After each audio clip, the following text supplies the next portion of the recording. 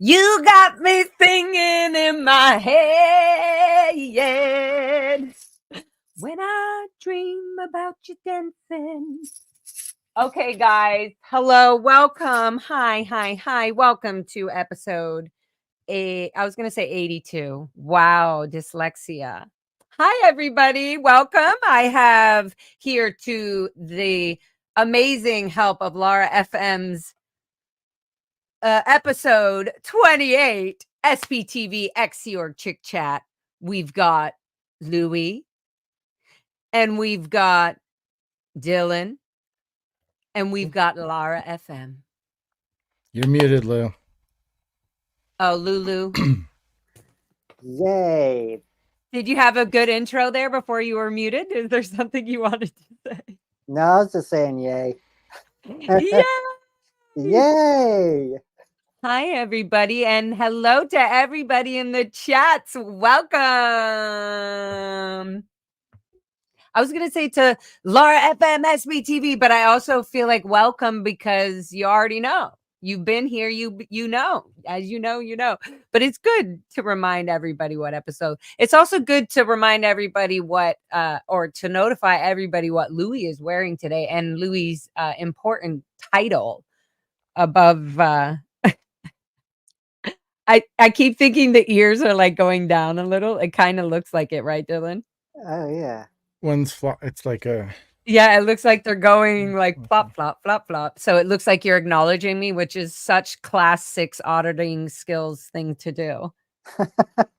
Yes, that is what I am. I'm a class 6 corgi, Louis.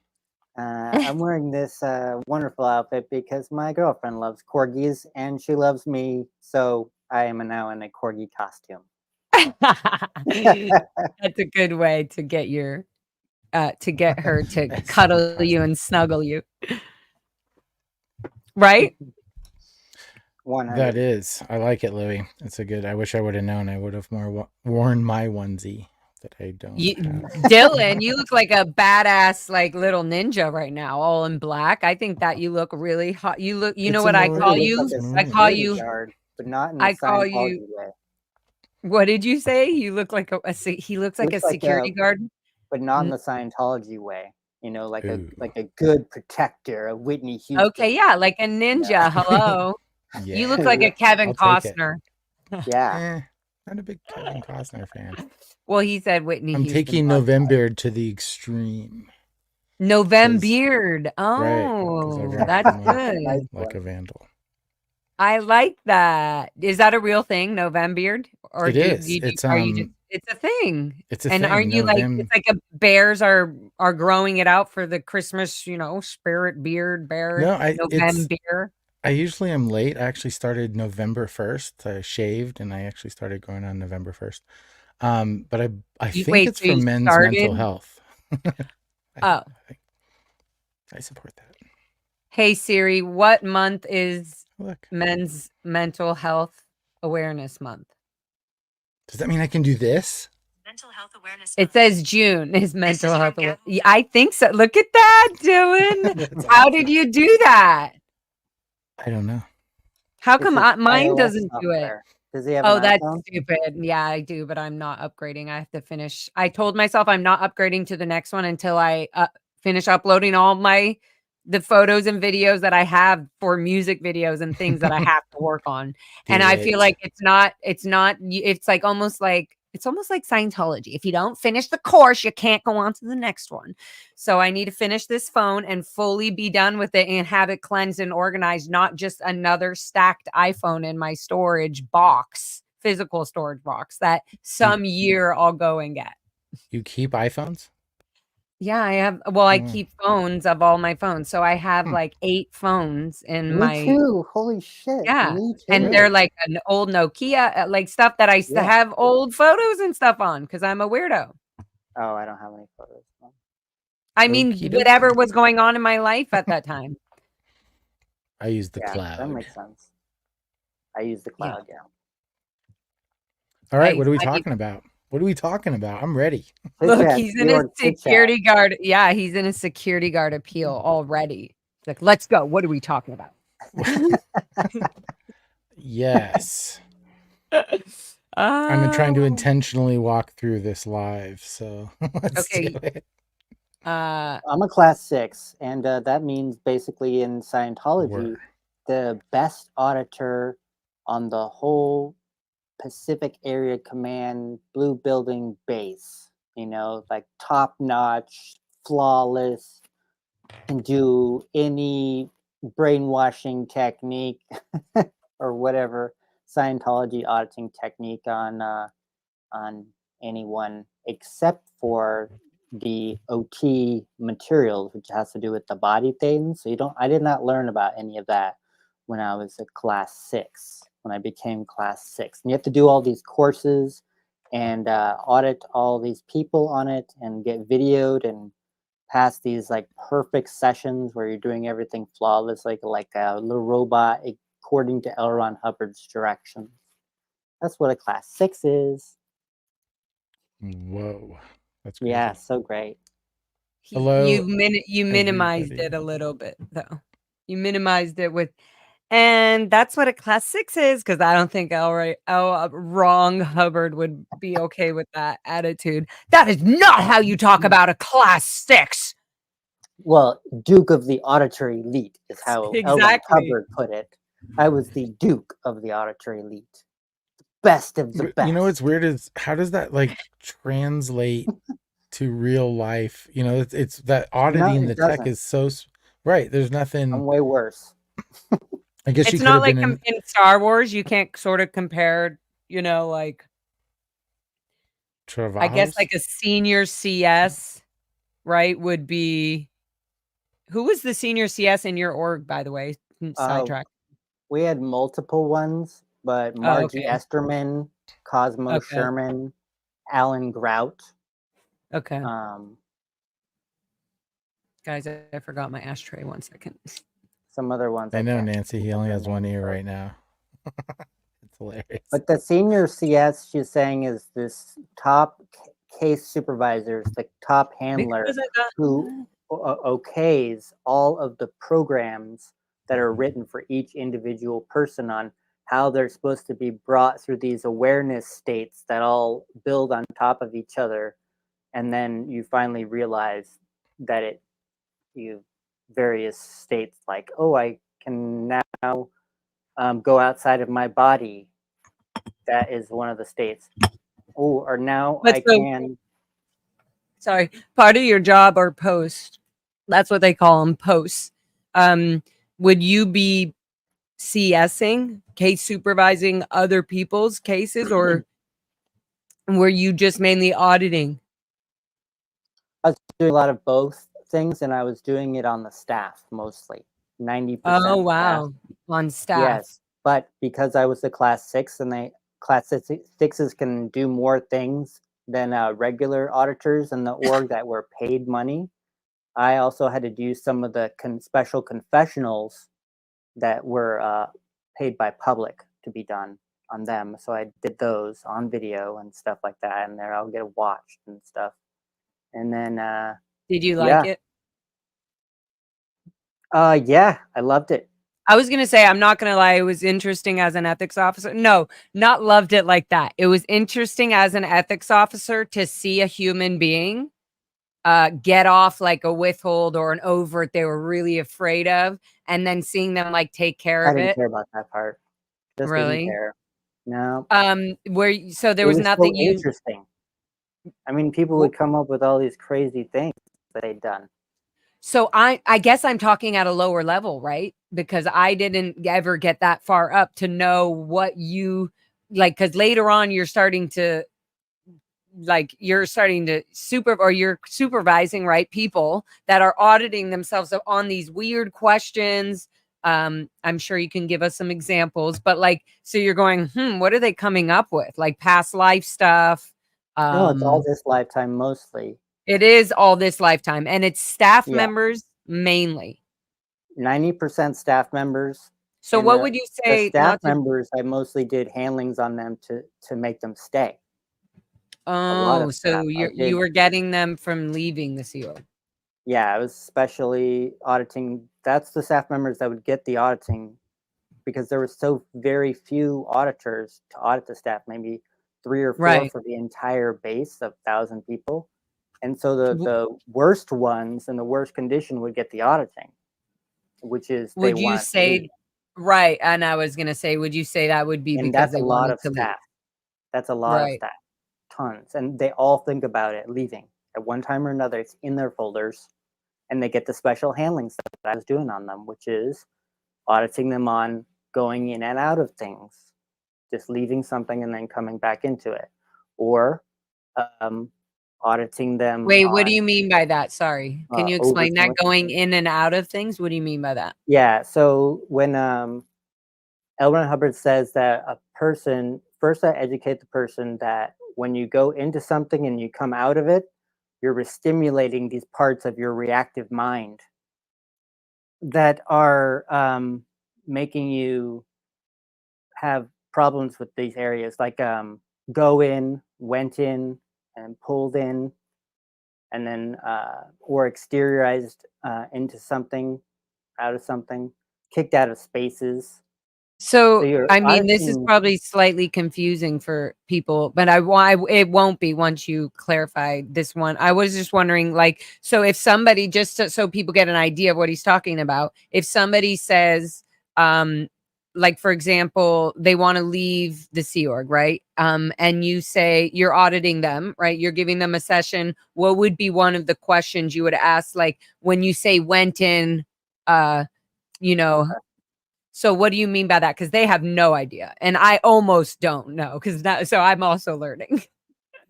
I do remember So this, though. I remember this auditing action being done on me, and it's kind of like, isn't it not separating yourself from the incident, from the thing, you being separate from that? I don't know. Okay, explain. Sorry. in Scientology, when a person voices that they are having trouble being inside of their body or outside of their body, then they get this special auditing action called this, where you audit or talk about times when you've gone into things or gone out of things. And somehow by talking about this, you release some energy, and you realize that you are able to go in and out of things and not have any bothersome feelings about it.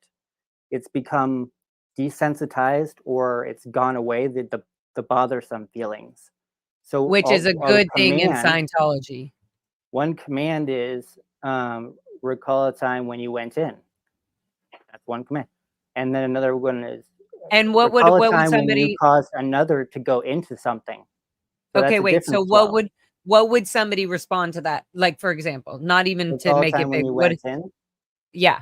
So it could be when you went inside of a school, or it could be when you went inside your body, if you're able to go exterior Okay, so from your as an body, auditor, because there's just this basic listening. idea in Scientology that they think that, or L. Ron Hubbard educates you, you have to agree with this first, that you are separate from your body and you are something else, and you can go in and out of your body. So once you agree on this definition, then this processing will work on that, going in and out of your body. Go ahead. No, that's I was gonna say, so if somebody when you say, so like somebody says, like somebody brand new could get audited by you, and you could just say, recall a time you went in, or whatever the command is, right? And Yes. somebody would be like, what do you mean? I don't know what you mean. I went into the bathroom, and you could be like, great, right? As an auditor, you'd be like, Yeah. great. And then you're just kind of repeating this. It becomes a sort of hypnosis, like, where did you go in? Where is this leading you to? Right? Kind of. Yeah. And all you're realizing is that you are no longer having trouble going into things or going out of things. That's the only realization at the end of all this. As soon as I do all And these so does commands this on the person, if they say does that one thing and they have certain meter phenomena, then we end off. okay. And And then so it's just, does this make it easy for people to not want to leave? Like, they're like, oh, I went in, I went out, I can stay here. I don't need to leave. I've been in and out. yes, It kind of puts it that has thing like, handled oh, it. I don't need to leave. It handles that. Yeah, I can I stay have here. I have witnessed on a number of occasions staff members who wanted to leave the Sea Org before this action that I did on them, and then not wanting to leave the Sea Org. They had no more trouble or with this idea of leaving or going into or getting out of. So then, okay, sorry, last, and then I also want to ask Dylan what his, for everybody, like his job and all that. But one last thing on this, because now this is kind of making sense to the Sea Org security sec check I got when I was leaving. There was like Laura, or they would say Megan, has never gotten any proper auditing. So let's give her some so they would do stuff like this, and it fucking annoyed the shit out of me because I felt like I was missing something, like I wasn't getting the point. Like, what do you mean went in, went out? And oh my God, what was I getting to? When you said makes it easy for them to not be able to leave, or I was going to ask you when you said, do you do the command or call time when you left, or whatever it is when you left? Because then they could imagine themselves being out, or they were out and they're like not like wanting to physically be out in the outside world, or what is that?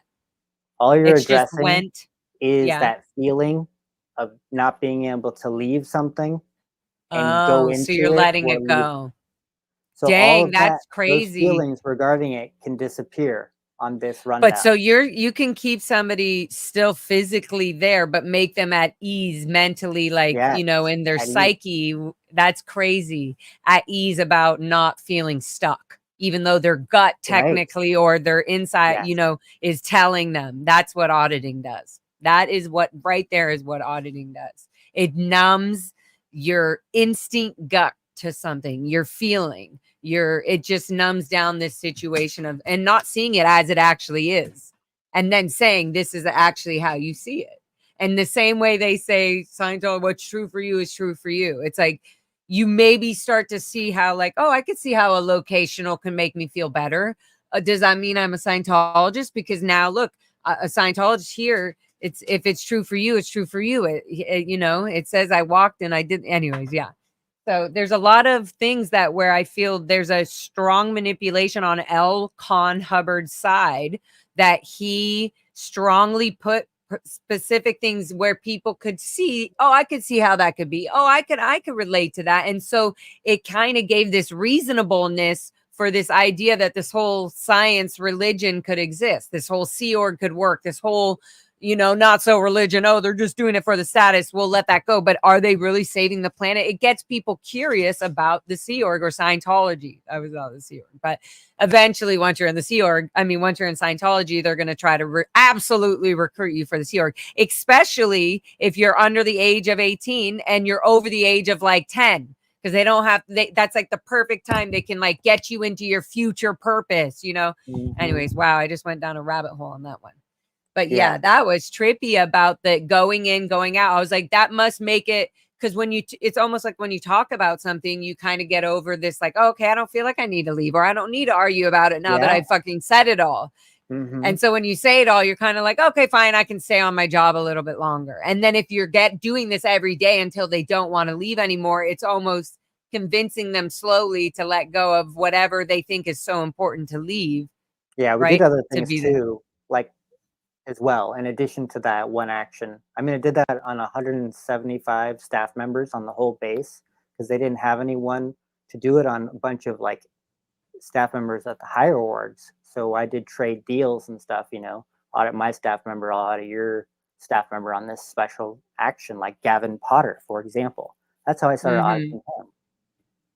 He needed something regarding this, and he wanted to leave too.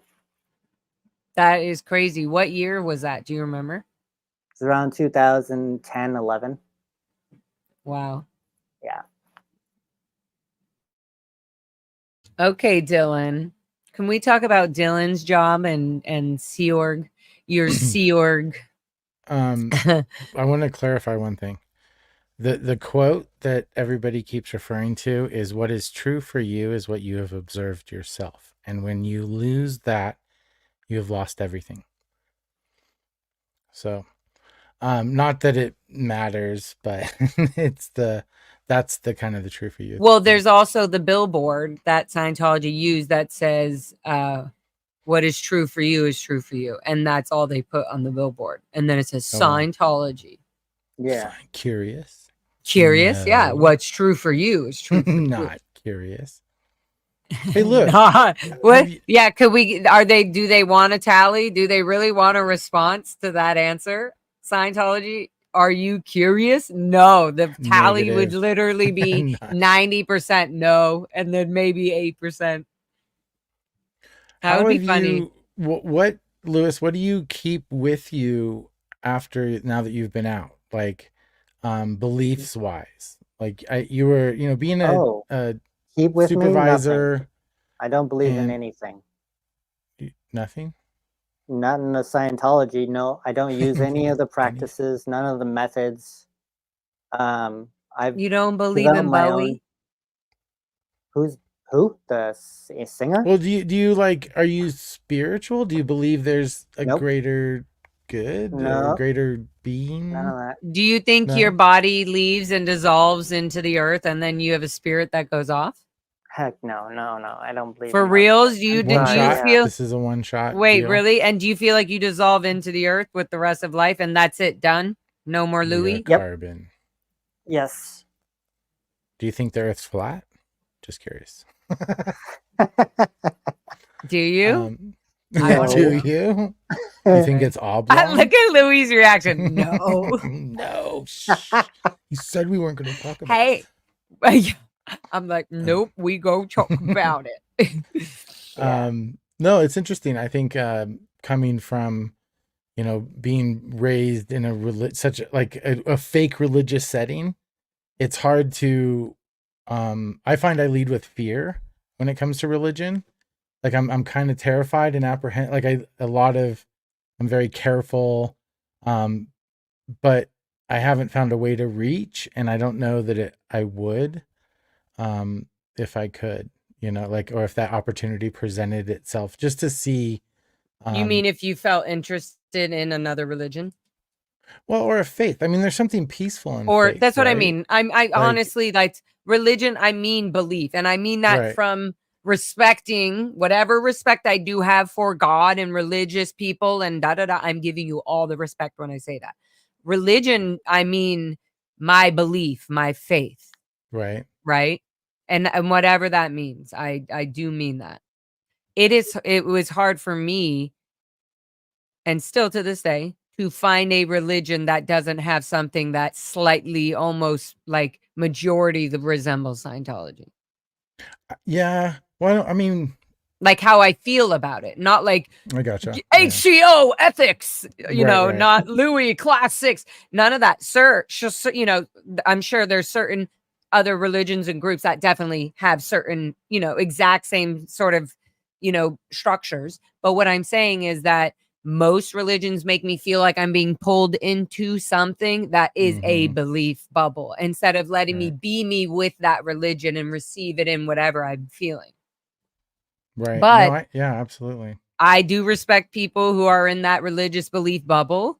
And I see a lot of them thrive and do well. To me, I feel like religion can be a beautiful mental health or a completely disastrous, monstrous effect for people, Louis, you nailed it right there. Well, I've kind of found like, in Scientology and being in the Sea Org, we were kind of taught to lead, be like have a circuit and, lead with our head and just completely be kind of robotic, I guess, or left-brained, very analytical. And the more I searched after I left and everything, you're right. There are a lot of the religions that are out there, like even Taoism, if you start following that, it becomes kind of regimented and culty. So, and maybe not culty. That's probably a terrible word. I'm not Dylan. I feel like every. Well, because of what, I do too. I'm like naturally. I'm not even trying to control anything. I'm just saying there's not any, and people can love it and they're doing great and they're thriving and they're beautiful. That's what I'm saying. So obviously, great. It's great for that person's brain, their system, their mind, their love, their whatever. Apparently, right? Because there's also friends. I have friends who are very deeply religious who are completely are not unsusceptible or whatever will never go do a therapy session because they find their therapy in God and in the Bible, and they will never go see a therapist. That to me is like, can't you clearly see that you're blocking, you're controlling your thought like road, your process of how you're going to think for the rest of your life? Right. And wouldn't that be the problem with most religions? That's what I'm saying. Like when you get to a belief system and you have these echelons and the religion's like, you have to go from the bottom up to where we are. The people at the top, once people start getting to their level, it's kind of almost like, well, okay, that's enough. Like, I know it all. You stay down. And so it becomes that controlling part. But like they're saying, right. You're not like, hey, as you come up to what I've learned, you're going to see it, you know? And well, and you should be, and be even like, I would hope you get above me and we can, you know, and that's what the classic, no, yeah, like, totally. But it wouldn't even be about that. It would be like, I hope the knowledge, literally, puke in my mouth when I say this, because Scientology would have to say this at the end of an exam every time. Would you like others to achieve the knowledge that you now have?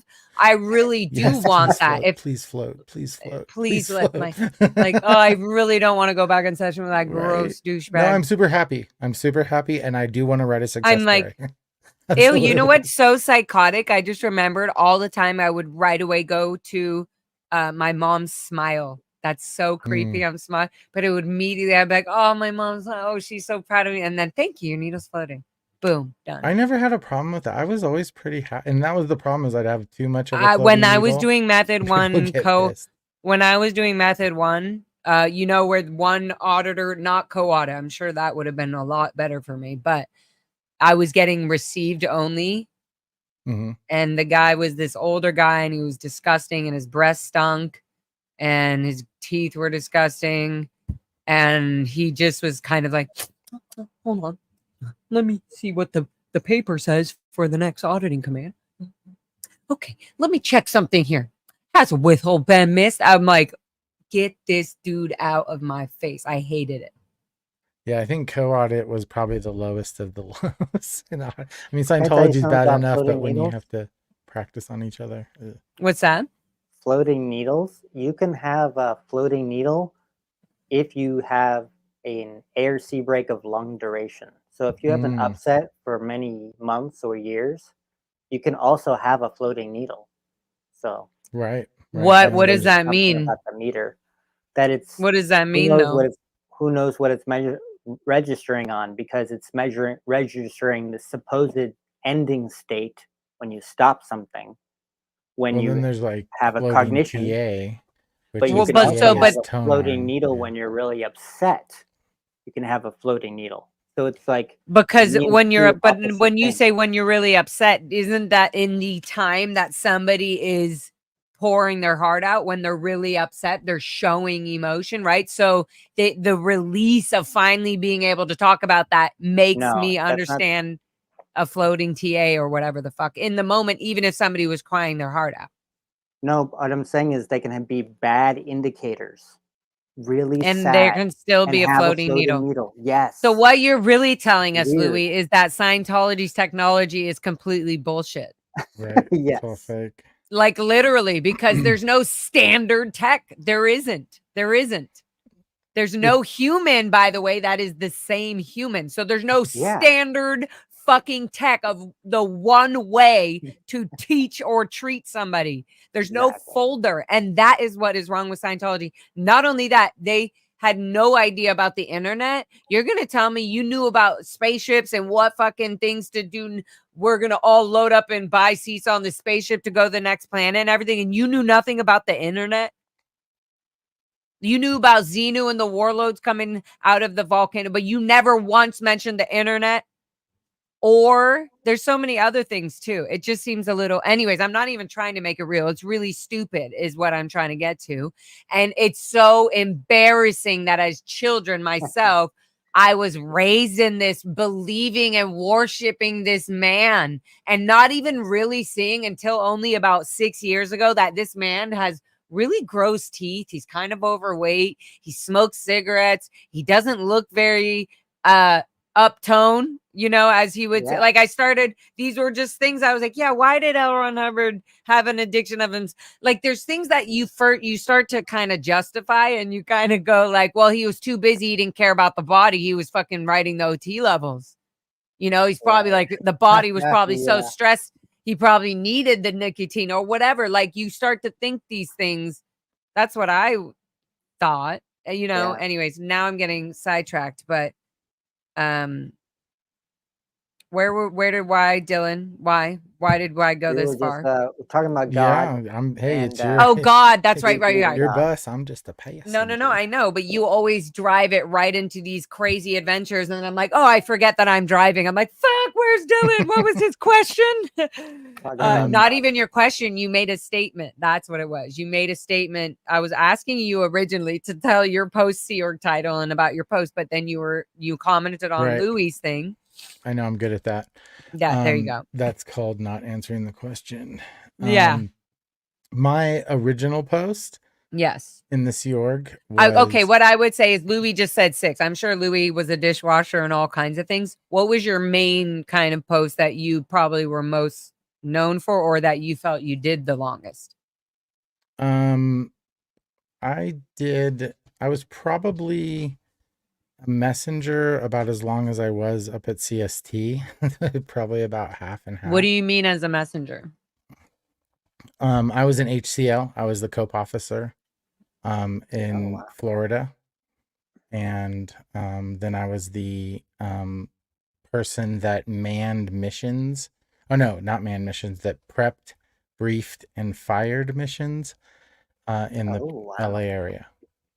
I was the PB and F director. So when you I mean, that's Louie, Louie's like, that's hardcore. I want the audience to know what that means. So were you writing programs? Were you, if there was a flaw in something, were you kind of, I mean, can we talk about like what your detailed post kind of things specifically dealt? Like Louie was like, I dealt with people, staff members trying to lead the Sea Org through Scientology's fucking crap.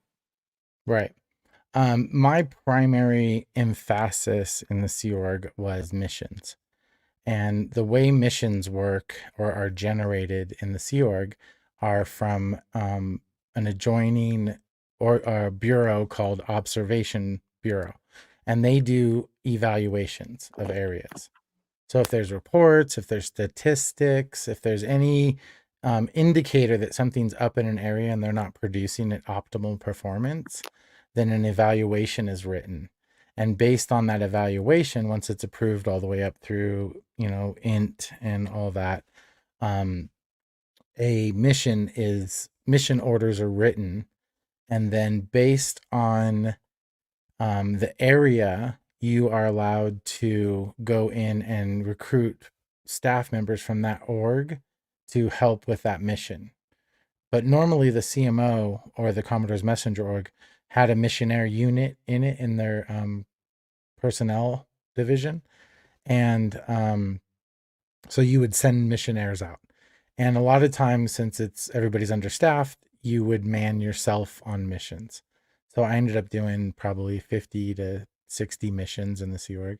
Wow. Dang. Which mission school class did you do? Were you? I was data series trained.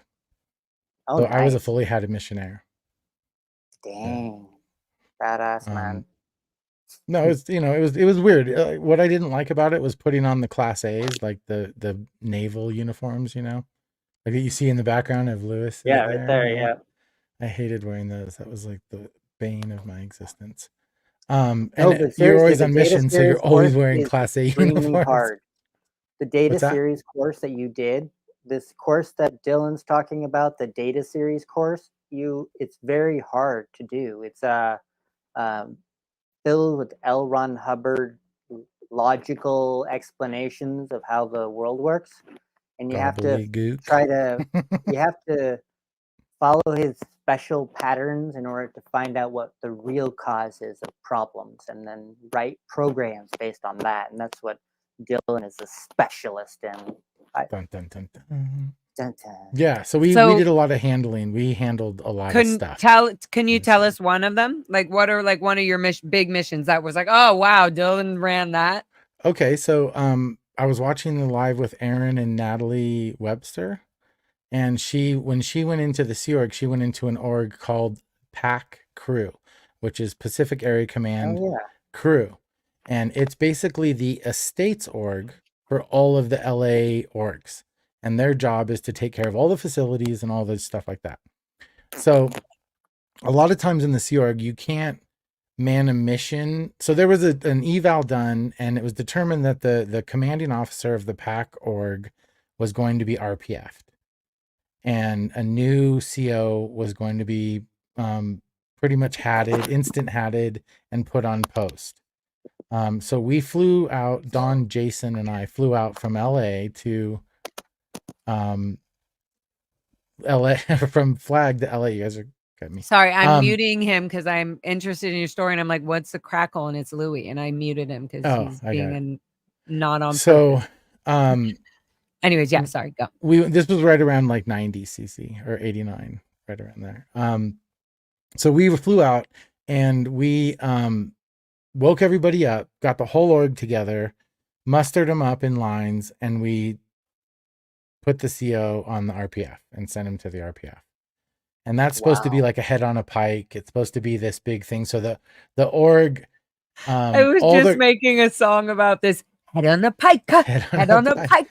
It was terrible, honestly. It was but it really is horrible. So basically, a head on a pike is like, it was to prove a point to the whole, like y'all better step it up. This person you respected, we just put their head on a pike, so to speak. Like they just got busted. They're in lower You don't condition. ever want to be the Y of an eval. Like that's a bad thing. If you're the Y on an eval, that means you're basically going to get handled. Yeah. So that means a Y on an evaluation, meaning like a committee of evidence, or like just for people who what? Yes. Am I not explaining it? No, you are. Why are you laughing? Because it's crazy.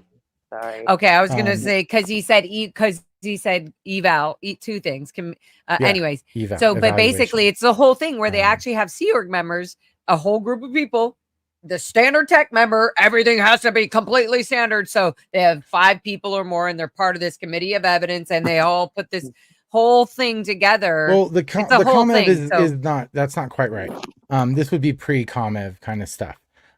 What I actually just got all the OSA. Oh, so you're saying evaluation? Huh? You mean sorry? Evaluation.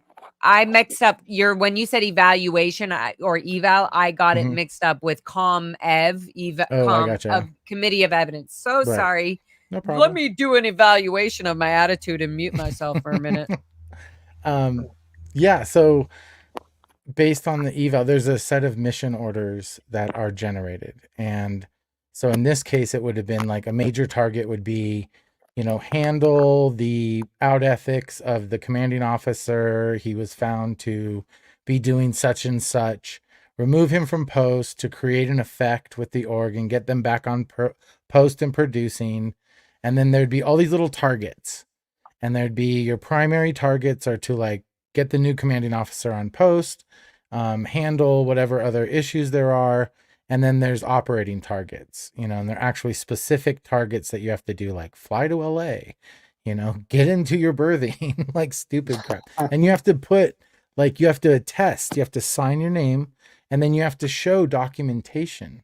This is what I meant about the programming. I did this in CMOCW later on. Obviously, Dylan's older than me, but I did this in CMOCW replacing Jenna Miscavige on her post of Flag Crew programs operator. So as a 15-year-old, 14, 15-year-old, I was literally continuing programs where if there was a flap or somebody, something wasn't running smoothly in any position of Flag Crew.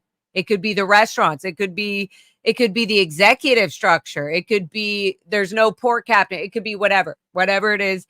At this age, I was already doing this, what Dylan is doing. But anyways, sorry. Yeah, I was, 15, 16 years old at the time. See, so they just normalized it. You know, that's what I'm getting to. Like, so eventually, I leave the Int Ranch. Now I'm in Clearwater at 13. Oh, at certain point, they're like, they're 30. How old are they? 40. Well, they're old enough to do this. Like, it's a standard thing. Like, by this point, their kids should definitely be. Now, I could speak to that. When I first got into the Sea Org and I was put on post in the Commodore's Messenger org as the COPE officer, which is basically the head of personnel right below the division head. So you're like basically their right-hand man, and you are responsible for basically everything that goes wrong. So one of those things that was always going wrong was the cadet org, because had been a lot of problems with the local authorities. And so they're trying to graduate all these cadets and get them into the EPF. The problem is not a lot of them could do it. And so they kept going back and forth. They'd fail the EPF, and then they go back into the cadet org, and then we try to get them like tutored to get, the courses. And, a lot of people, we tried to find places for them to go, like, do you have family? And, and all their family were in. So being like, this was the first couple months in the Sea Org.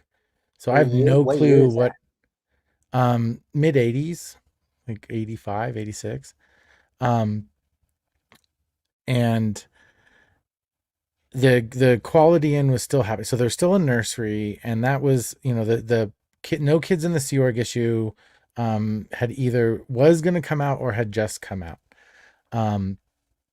And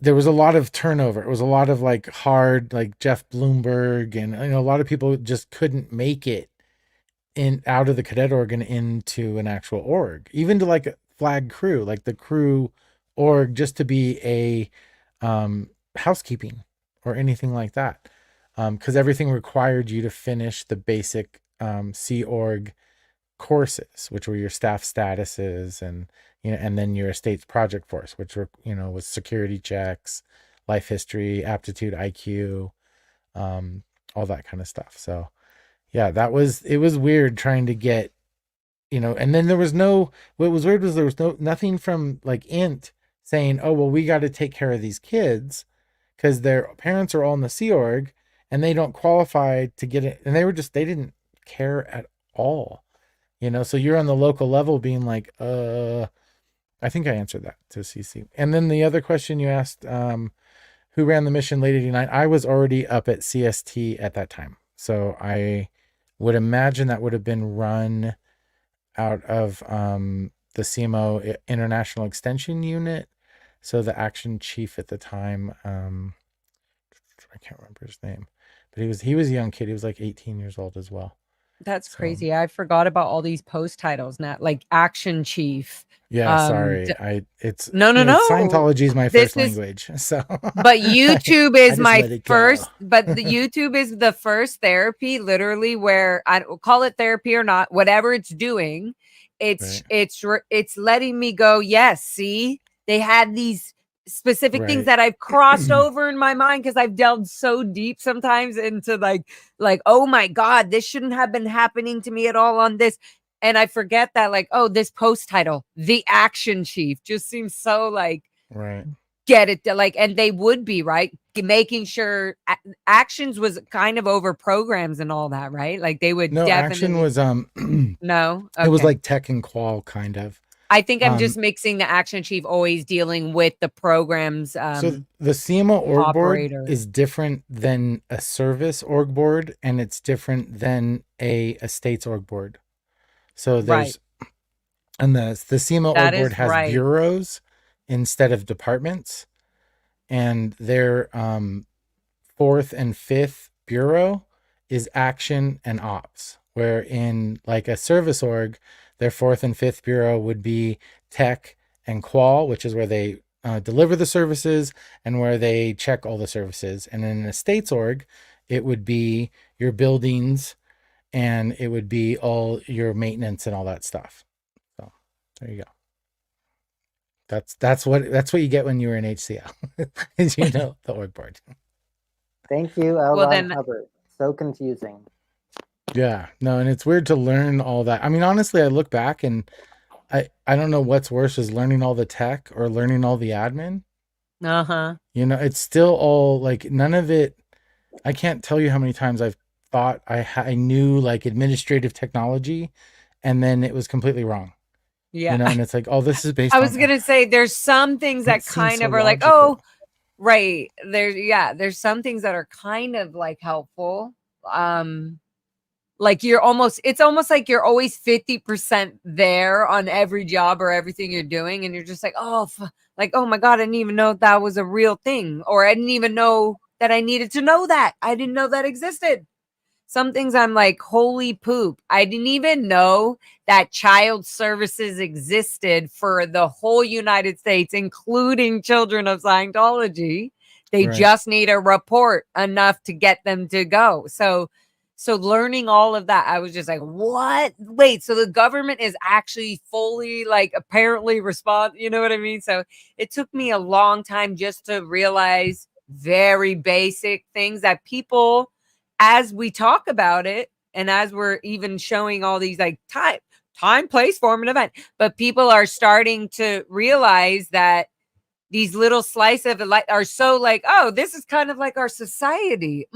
Like it's kind of like we're explaining our lives. We have all of our fingerprints. We all have our own stories. We all have our own what happened to us. We did these posts, these jobs, but it's also giving a reflection to the people viewing and watching and in the chats all the time. Like, wow, that's pretty insane that I thought it was a norm to just be throwing all my trash out all the time and not recycling it and not putting, the metals with the metals. And like, these things at this point of our years in our 2023, what the fuck year are we in?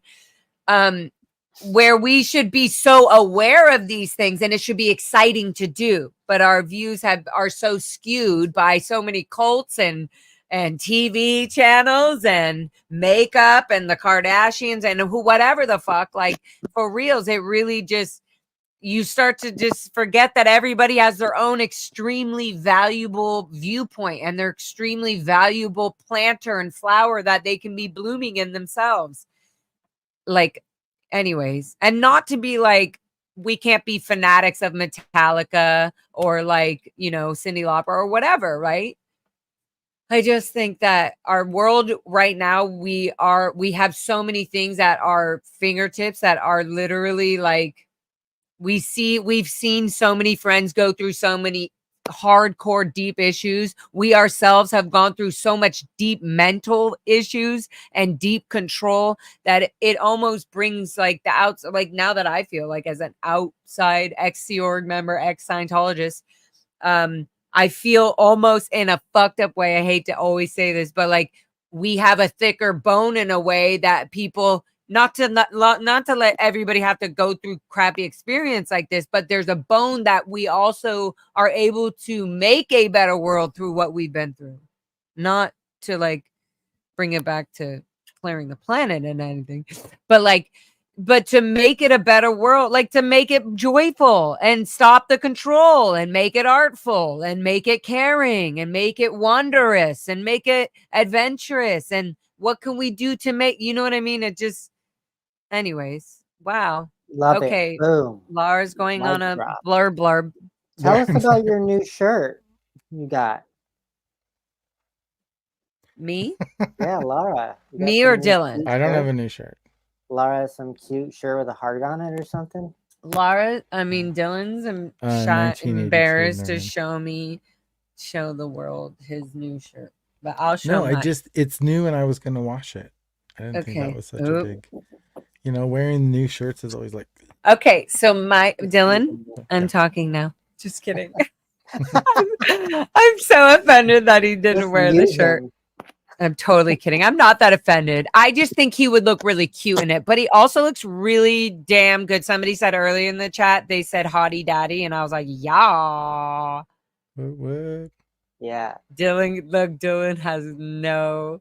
does not give any feedback for these. No, he's got his cheek looks red. Yeah. Really? Red. I don't believe it. He looks exactly how he did 5 minutes ago. Right. Okay, guys, wait. I do want to give an amazing shout out to two people. Please don't let me forget, okay? because I forgot to do this on my last episode with my friend Jen, where we were just drinking wine and blabbering. And I was like, oh, I was totally going to show this whole thing. Okay. First of all, thank you, Super Pup. You are so sweet. She sent me a whole package and it was full of like really amazing. Oh, here, I can pull them up since Foxy's doggy. Oh, yeah. Thank you. Thank you for being a smart friend, human, and understander of the YouTubes. Okay. My friend got me my sweet Super Pup friend in the chat got me the amazing, Foxy. Sorry. Wow. I should not have done that. Oh, now your dog's coming. If my dog comes, it's like noticeable. No. Oh, she's chewing her bone on the bed. Nice. So cute. And Bubs is sleeping. This is so cute, guys. I wish someday I'm going to show you guys. I'm going to be able to go like this and show you. Bubs is sleeping in my bag that when I come to work, I set it down. I say hi to me. Oh, Foxy, come say hi. Nerman, say that hi. was 1982. Look at for your question, what year did CSP form is what I think you're saying. Okay, 1, 2, 3, go. And Bubs is sleeping. Candy's Life had a pretty cool question. Okay, yeah. I can't pull stuff up. Guys, wait. Super Pup, thank you so much for your thing really quick. And thank you for this amazing sweater. Should I put it on or is that going to fuck everything up? Yeah, put it on. Put it on. Put it on. Put it on. Okay, you okay. Can do it. Dylan, I'm literally going to make you a moderator right now on my app on the phone. I just thought of that while I took this off. Oh, yeah. Thank you. You're gonna be roasting. That looks great. Super Pup. It's very golden roddy. Erica, you're amazing. It's an amazing, cute golden roddy-ish hoodie with a big, beautiful white heart. And there was a bunch of other toys and beautiful gifts and shirts. Oh, that's cute. Actually, it looks good with the little cute dress I'm wearing that nobody can see below because you could on the chair. No, it's too slutty. Oh, okay. The dress is too short, and I'm wearing lacy see-through leggings, so it would just be too slutty. Okay, so thank you, Super Pup. Go ahead. Thank you, Super Pup. You are amazing. And then here's another thing, guys. Are you ready? Dylan, are you paying attention? Is everybody paying attention? Because this person put this Clearwater Cheryl. So right here on my microphone, I just need everybody to know my very own BT, Laura FM BT. That's funny. Body Thaden. Does it have is it jeweled? Does it have a jewel? Remember that episode when I was with you guys and I had my jewel on? Remember, awesome. Louis? I had my orange jewel on. And so they made me Clearwater Cheryl made me this BT. Okay, well, no, anyway, so she just got rid of one. That's good. Well, there's always 1,000 more left. This is one I'm accepting. She just has to hang out on. Okay, she just has to hang out on the side. Okay, hold on. Oh my God. No, this is very important, guys. Okay, so with the BT, guys, the BT gets her own little radio. Nice. Oh, that's so cute. Little boombox. No, guys, I have to display this somehow. Oh, maybe this will work, actually. Shelf it up. You need to get a shelf back there by your boombox. Well, the whole, I had that 2 minutes before we started the live, and I was like, oh, well. But now I think I can do this with a book. Guys, I'm getting smart. Sorry thank you. You guys are going to respect this. You guys are going to freaking respect this right when I do this. You're going to be like, oh, I'm so glad I waited for that. Okay. Can you see? Okay. Yes, you will be able to. So boom. Here, let me pull up the mic even. So here, I'm going to pull this down so you can see there. Okay. We talk to it. We're starting to hang out. Wait, hold on, guys. Wait, let me show you what's up. Okay. So boom, radio, right? Nice. You telepathically sing together. Guys. Oh, sorry. What is that? Who can guess what that is? Oh. It's a mini peace pipe. Where did you find stuff like that? No, did you make them? Shit, Clearwater Cheryl She made them. That is so awesome. Yeah, in the Great whole job. crafty. Great Marilyn job. will be flipping her shit right now. Okay, hold on. She, It's like, not done. It's not done. up. Look, a lighter. Oh, she got little Ooh. BT Lara a lighter. That's cool. Very good And job. she got little BT Lara a cigarette, which was one of her bad habits. But in case one of her bad friends comes over and needs a fucking cigarette, she's got a fucking cigarette for that little bad habit bitch. Funny. Okay, not only that, of course, she has her microphone. Hello. Oh, right. Yeah, you got to have the mic. 1, 2, 1, 2. Sorry, let's move this here. So there's the microphone. So we got the radio and the microphone. Okay. You should get some like little Velcro and you can like. Wait, they flew off, but I will pick them up. I can already see all 3 of them. Here, guys, look, she did not forget the ashtray. Wow. That's awesome. Guys, it's a real, these are all handmade. This is insane. Okay, up a little bundle of weed. Let's make sure. A little nudge. Look, it's just a little nug. Hey, you can't survive without the nug. And you know me, Laura needs at least 2 nugs. Okay, I think that's like it. Can we get a round of applause, guys? This is just incredible. Awesome. This made my life, and I'm gonna put them on a little platform, and I'm gonna like tape them. You need like a Zen garden, and then you can just stick it in the Zen garden, and you can. That's Dylan. I need you to come here and help me. Too. So, did you hear that, Clearwater Cheryl? I just need e-meter and some cans, please. Thank you. Then we can begin the session. The squirrel session. That would be really cool. Also, Clearwater Cheryl, if we could get a squirrel just sitting off to the edge. So when we're doing a locational, the BT can actually look at a squirrel and I could say, oh, you're being squirrel to the squirrel. Okay. Anyways, round of applause. Everybody's clapping. There you go. Thank you, Clearwater Cheryl. And thank you, Super Pup, for all my sweet presents. You guys are so freaking, these gifts are so sweet and loving and magical, and I love it. Also, I got some emails today and yesterday and last week from multiple people just expressing yourselves and telling me how much you got that me chatting and you get my personality and how I am. I love that because sometimes I feel like I'm, sometimes when I'm in my Zen zone, I'm like, okay, fine. Maybe I am being too loud. Maybe I am, like, of course we all question this, right? And when you guys say all this and that I inspire you and that I'm helping you and that just makes me feel, there was a few times I was like, maybe I just need to chill on this, maybe. And I was like, I would rather be doing art. And I was like, I am doing more art than I've ever been doing since I've been doing this. So like, that wasn't a good enough excuse to stop. Anyways, I just love you all. I guess I could put this away now, but thank you all who it's like giving yourself permission to be you, and that's hard to do. And it's hard because there are haters out there, and then it's also like, oh, I don't even need to respond to this hateful comment. I don't even need to respond to this hateful energy ever in my whole life because that's not ever what I'm doing. So if you're getting hateful energy, then I'm not doing that. Right. My kids are having the same issue. Like it's all this negative, and I'm like, as long as you give them space in your head and you allot time and space in your head for their drama, it's going to be, it's going to be a problem. So you just got to not give them space in your noggin and not participate in that drama, and it's hard though. It's hard not to. It's hard because we were used to connecting to that. Right.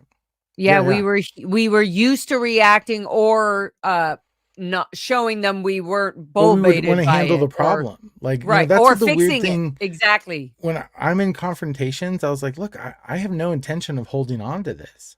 No, I want to resolve it right now. Right now, that's why there's a confrontation. Let's barf it all out, get everything out, and then we're done. That's how I am. That's how Right. I am, and people mistake me a lot by saying either I'm Oh no, interrupting you're angry. No, I'm not. or I'm why just is like she so I'm passionate. mad? Like Mike Brown's interview, I was Right. like, no, I'm just so passionate. I'm so excited to have him here. And then I'm clearly going through my own old PTSD of shit that's happened. And I also can't control some of the things where I do interrupt him, where I'm like, hold on, let me interrupt you there. Because and I just feel like, and I forget that he's a human being in these moments because I'm still mad at him as a child from but earlier for stuff. him to be able to put himself in that situation, that's so much. I have so much respect for that. Mm-hmm. For him to atone, and that's one thing we never learned in Are you Scientology. agreeing with the chat that assumed that I also had no respect for him? I think Mike Brown's What? amazing. No, I'm kidding. I'm like my insecure. I was like, Dylan, that's what I was saying. No.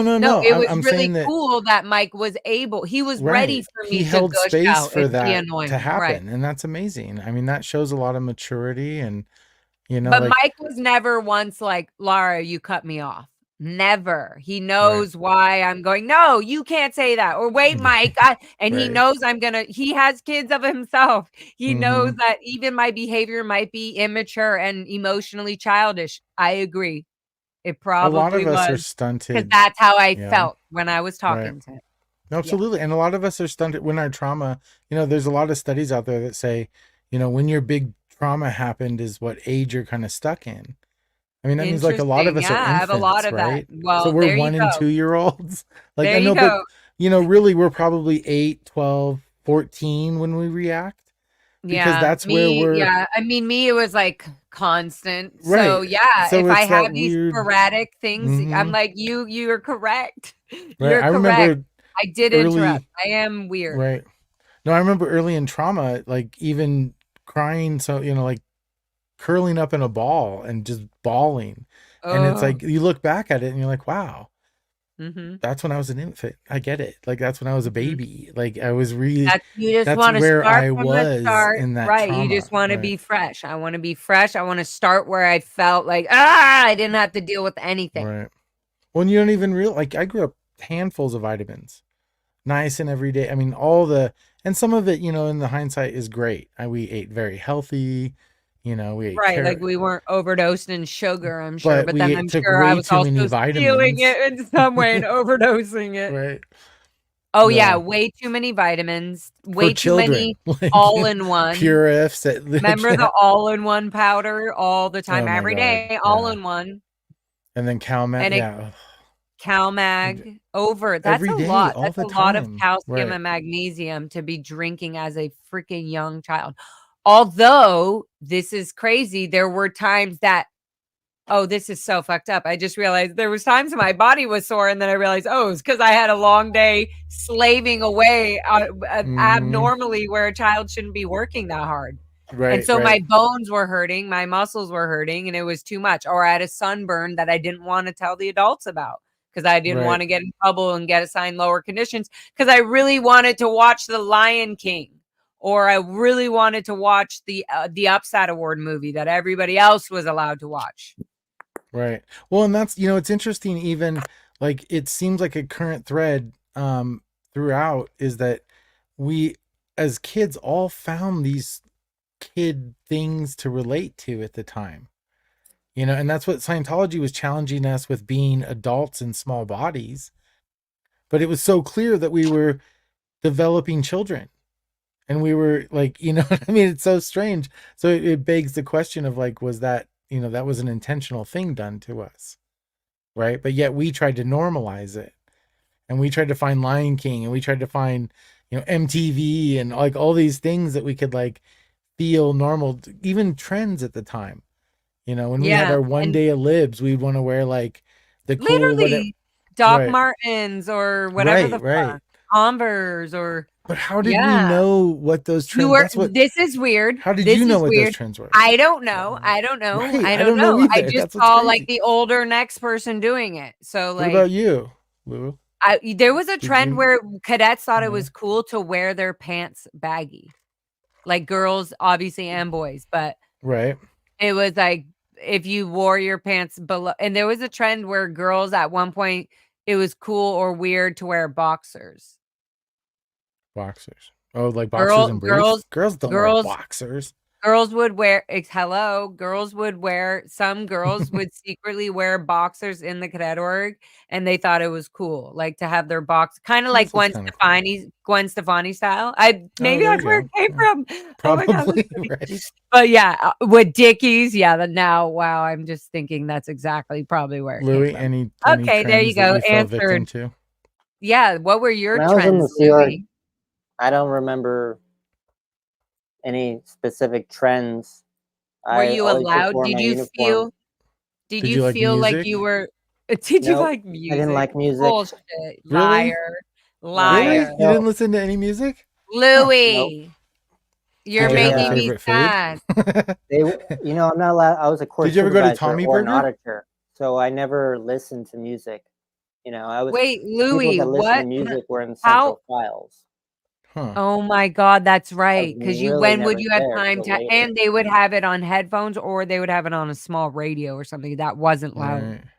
Yeah. So your main job was literally having. No, when would Louis ever have time to do that? Sunday mornings during. That's right, CSP program. Yeah, right. They would do they'd have the bumping music in the rooms while we're all cleaning, or whatever. And then, I like that. I remember all those moments, but I always remember who owned the radio. I remember who owned the radio. Would you remember where the music was coming from? Who was the cool one that owned this radio that was bumping? I know Huck Taylor was really into music. He had an iPod. That's funny. That's so funny. Okay, cool. Anyway, so you were always, no offense, but you were highly trained. You were really highly trained, and you were too busy. And when when they were demanding, like, I'm sure that you would have lost your mind if you never even got the 2-hour CSP off. Like, you would be like, no, I'm supposed to have my CSP. I can't be doing this. Right. So no matter what. No matter what, most people they know they have to. They know that they have to give you that amount. They know, like, mentally, to the human mind, they have to give you that amount to keep you kind of hanging on. But so CSP is only basically 2 hours, where you also definitely have priorities and stuff, where you do have to, like, get an inspection and finish your cleaning and make sure your bed's good and stuff. You get, otherwise you get written up by the security chief, or HCO comes through and inspects all the dorms. I used to do this as an ethics officer in HCO, and I would just say, the trash wasn't taken out. Everything seemed good. Too much kludge on the dresser. It would be too many pictures of family members or whatever it was. It was kludge. It was kludge. Right. It was kludge. Right. Kludge. There's too much kludge. It should just be a few, boom, clean, boom. And then we would, yes, there's somebody definitely. No, and that would be actually very extreme. If there was fragrance, it would be like, where and when did you think it would ever be okay to bring this makeup palette with fragrance into the girls' bathroom, where all the other girls, you're the one who created all these other girls to think it was okay to bring fragrance into the organization. So that was always a big thing. No fragrance, so we could smell. So that's another. We were like little ethics hunting dogs. We were little ethics hunting children. Smells like perfume. Somebody's extremely out ethics. And then so the main thing was, like, definitely cleanliness, clean. Oh, they didn't vacuum. The toilet has mainly, sadly, boys' dorms would have the toilets. The bathroom would smell like just piss, ammonia, piss, shit. Like trying to clean it up, but not. It just made it even worse. And showers. Yeah. That was separate from the bathrooms. Oh, yeah. Well, not all the time. Sometimes the bathroom would be connected to the same shower. So you would be brushing your teeth while somebody's washing themselves, and like, okay, yeah, I'm almost done. I'm just putting my conditioner in now. So there's still warm water. Yeah. And if somebody, like 1 minute showers usually. Yeah, 1 minute showers. And if somebody was in your dorm that was senior to you or executive to you, then they would go first. or you would have to go quickly before they got there.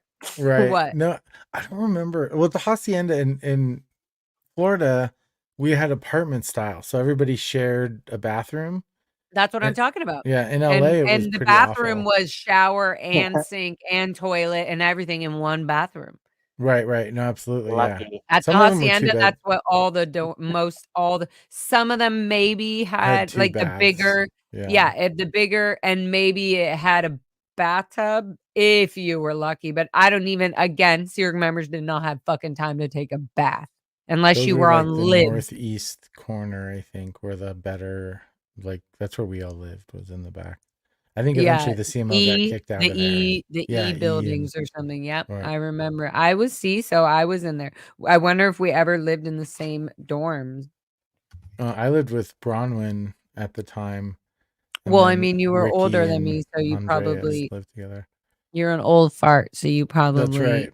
That's right. But I'm just saying, I wonder if I was living in or by the same dorms as you, it literally in building E or F, remember? And then on the other side of the hacienda was the executive, like RTC, Dave Miscavige, all that.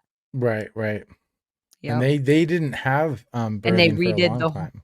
Yeah, they redid They the didn't, and dynamic. they redid. That's so interesting. So when I got there, I knew they had just finished. They were like finishing the renovations, and we were moving them in. And then And they I moved. was like ironing, Jessica Englehart and Eva Ma. Not Eva Ma? Eva and Jessica Englehart were the stewards for the RTC execs for like that's crazy. helping the RTC assistants and stewards do all their stuff. I got lucky. I missed the FLB had just left like the Flagland Bureau and turned into the Continental Liaison Office in back. So, and Int was up at Int. So we were pretty much in Florida alone. Like we were the only CMO unit. In Florida when I got there, FLB was separate. Right. The CLO was it still in the West Coast building, 3rd floor? Yep. Okay. West Coast WB. Yep. WB. Oh my God. And that's literally on the 3rd floor at the end of the hall is where Jenna Miscavige and Desiree Jakes were getting slammed with sec when you check. Walk in on the left. And I had just finished the Lisa McPherson case I had just finished it as a child. I was on a messenger position solely just to run as a messenger for all the execs on the Lisa McPherson case. It was way. Oh, you were a runner. 100% for 6 months. Yes. I had the fucking Nextel walkie with COB, DIG, IEG, all their Mike Rinder. I was 14. Oh my God. Yeah. Wow. 14 years old. Such a small. And yeah, maybe going on to 15. And then I was like, even at the end of like during the whole lawsuit of Lisa McPherson, I was the one that was out of 2 people allotted to be shredding the folder. All these, this needs to be shredded immediately, be gone. Once I give it to you, it's gone. And it was directly from COB's office, RTC. It was literally right on the WB. Like there would be a door, and when that door opened, back there was RTC. Boom, and here was the CMO, and I was the one shredding bins. I was shredding, not knowing anything about a legal system in the outside world. I just knew, SPs are attacking us, and this is old paperwork that they don't need it. That David Miscavige and Mike Rinder and Mark Yeager and all these, they don't need it. This is just get rid of it because. Yeah, okay, so it's just crazy. That's wild. Right? So there's so many also different aspects of, I don't know how I got into the whole CMO thing, because Dylan, you were talking about. It doesn't matter. Tell us more about this thing. Well, I was just saying that like, as a CMO, I went from HCO, right? So I come from the Int Ranch. This is basically the quick version. I came from the Int Ranch, right? And so they already knew, these are these ethical cadets, which we weren't so ethical.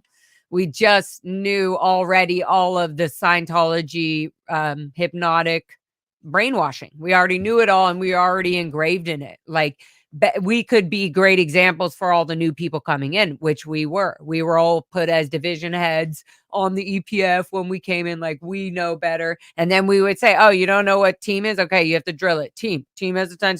So we would be teaching and they would be like, how does she already know that? So we were really good examples. Like, oh, damn, I need to catch up. I need to be a Sea Org member. Like, Sea Org members are on this. They already know all this. So we would be teaching new people as EPFers coming in and DPFers, even people who had gotten demoted from their job but weren't sent to the RPF. Yeah, they were sent to the DPF, the DEX. That's right. That's what it's called, right? Yeah, the DEX, Project Force. And a lot of times they'd be part of the handling would be you would have to redo your staff statuses. 100%. You would have to redo all the courses on the EPF plus your staff status school and stuff, but usually no. You would have to just do the basics. They were saying like you clearly missed out on your basics. Yeah. That's like so they would put you basically 3 if you're fast flow. Yeah. Yeah. Or 3 if you're fast flow and you cheated. Right. And you somehow got fast flow status. Well, like, remember, check me out. Go ahead, check me out. Remember that gross guy that I hate saying gross because it's really Scientology that makes these gross people. But remember that old man gross guy that I told you was method 1 not co-op and just was giving me method 1. Yeah, he was one of those. It was one of those DPF recyclers. Yeah, like you would know, like he would be the one. Yeah. Anyways, he'd be the one. What? I think we're both so dense. I have no clue. That I would. No, when I would get demoted to the DPF, when you get, or category B, they would also call it category B. Right. One of my handlings were, she's going to get method 1 auditing. They didn't call it because you can do co-audit. So they said auditing. Ow, I forgot I had my earring. Sense. Right. They said, oh yeah, we're going to make her go over all the ethics. I had to go over the ups and downs, every course, every book I had ever done in Scientology or in the Sea Org. Not even in Scientology. My whole life was in Sea Org. So at this point, anything I had ever read from L. Ron Hubbard had to be gone through, and I had to make sure I understood every single word out of everything. So I had to go through, just read everything. It was just reading and holding the cans. So I'm holding the cans and reading everything I have known. Knowledge reports, the single most noticeable difference between an upstat, easy to live with. And I'm still trying to make sure I'm not moving so he doesn't. Super literacy rundown. That's part of the super literacy rundown. I was method 8 word clearing from the beginning. Yeah, I was Karen Thompson and Mark Thompson were they were the CSs they were on the whatever it's called, the HSBC, whatever. Yeah. So they were the CSs. Course, right? Yeah. And they were the CSs, and there was like a lot of people there. And so not only was like this fucking annoying fucking auditor fucking auditing me on everything that I was like, I know what the ethics, and he's like, well, is there a misunderstood word earlier that you done? I was like, nope. And I just started to get ridgy and was like, none. And so Karen had to come down and like, let me take over for a minute. Okay. So then she would take over, and I'm like, yeah, he doesn't get it, and his breath stinks. And she was like, okay, I understand. And I think he had to even go. I know he did, because I felt bad the next day when he had to audit me. He was like, and is my breath and everything okay? I did a deep. I was just like, you're so off. There was something just off about him. He was just like not deep enough for me. He probably got. He did. They're like, you're not brushing your teeth enough, and it's distracting to the pre-clear of your disgusting breath. No, it definitely was, guys. He had like scope breath all of a sudden, but he still had his gross, deep, dark secrets in his teeth. Anywho's, whatever. It doesn't matter. I'm just remembering a moment that was just like, you were young. Yeah, and he would be like, I don't know why this weirded me out, probably from earlier shit, but like, during TRs. So we're sitting as he's auditing me, with the e-meter. This guy is literally like 55. and stinky breath and like, hi. And he has a big mole on his face. So I just associate like, oh, you're just dirty. Like, yeah, I don't know. It was just, everything was just unattractive. And it was like a black, like with long hairs coming out. I was just like, the fuck is this? Why am I getting audited by this person? He's never been up to int. He doesn't understand that this is degrading.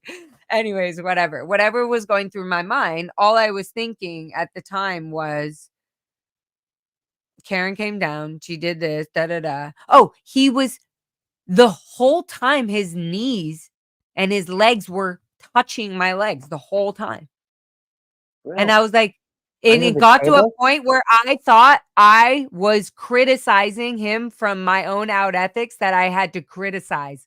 So I was like, oh, so I was like, just be comfortable. And I was like, maybe he has long legs. And so I let them be, you know, but to me as a 14-year-old female, to somebody who's being a little perverted toward me and kind of like, oh, I don't know. It was so disgusting. It was so disgusting. That's all I can say is every day for 5 months going and reading first of all, it brought up all my trauma from the Int Ranch and shit.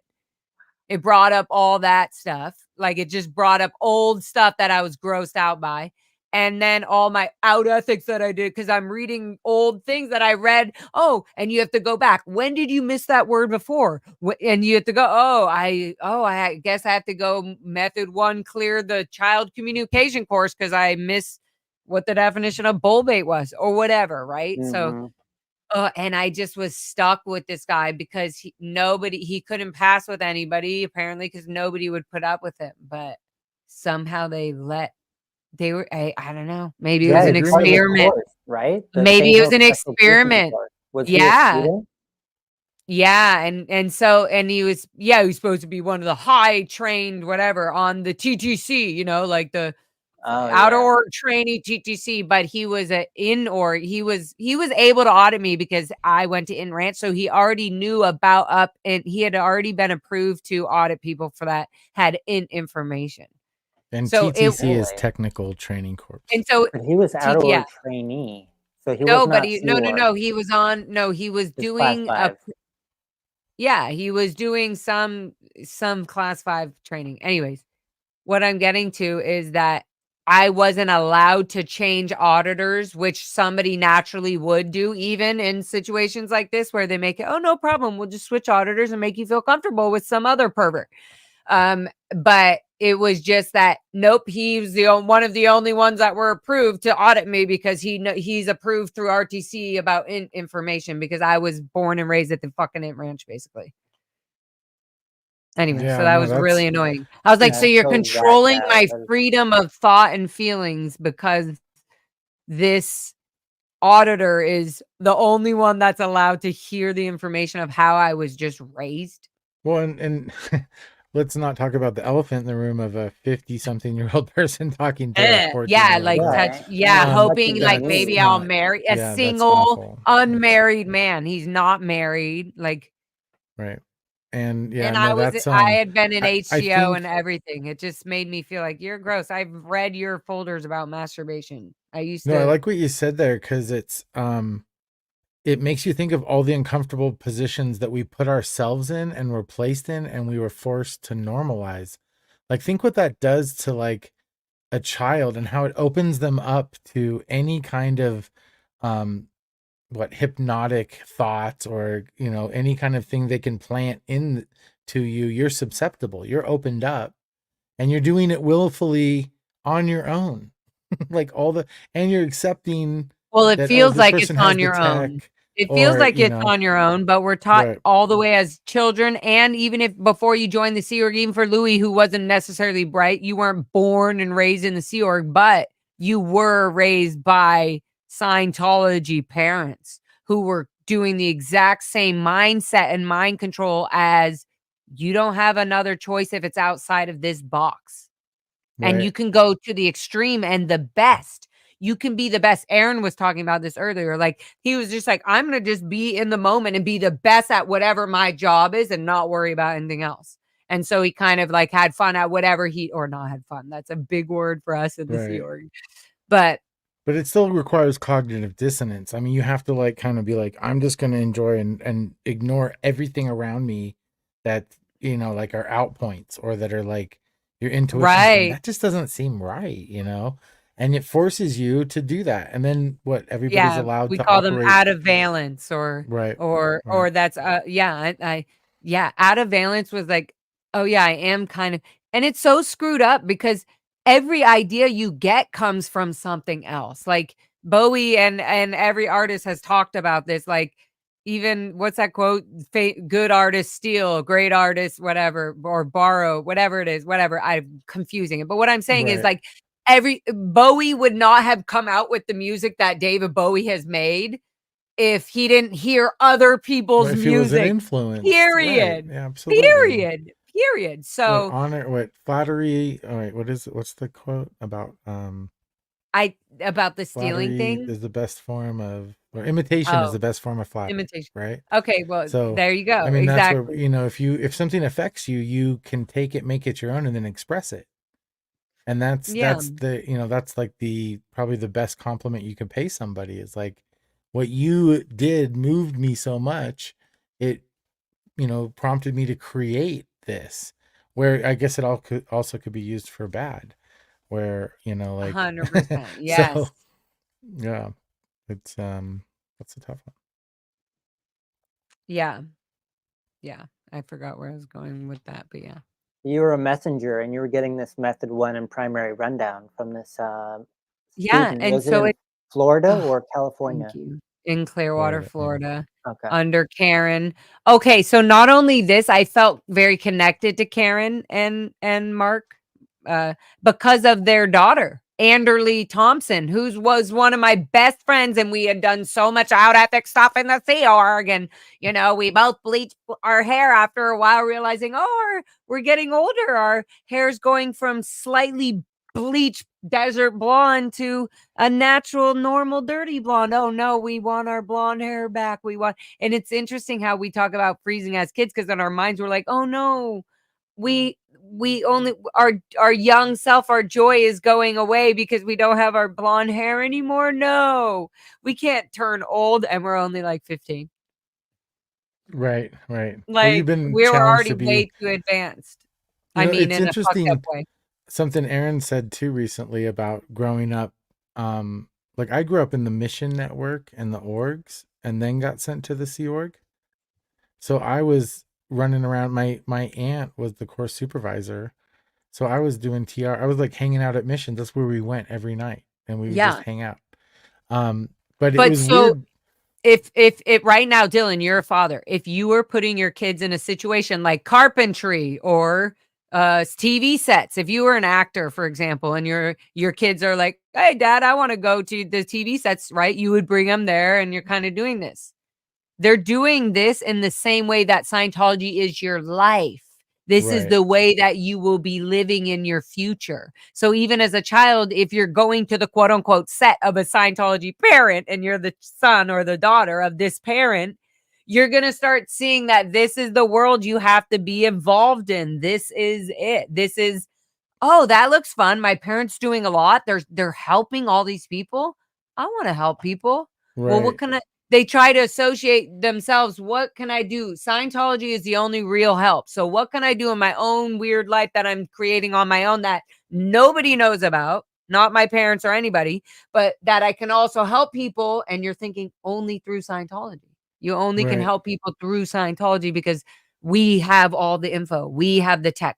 We're above religions, and not in an ego way, which is not what they would use, but we're above religions in the way that we have we understand why people are attached to religions, and we can give you the real help. Well, that's even mysticized. Like it's the only technology that will save mankind.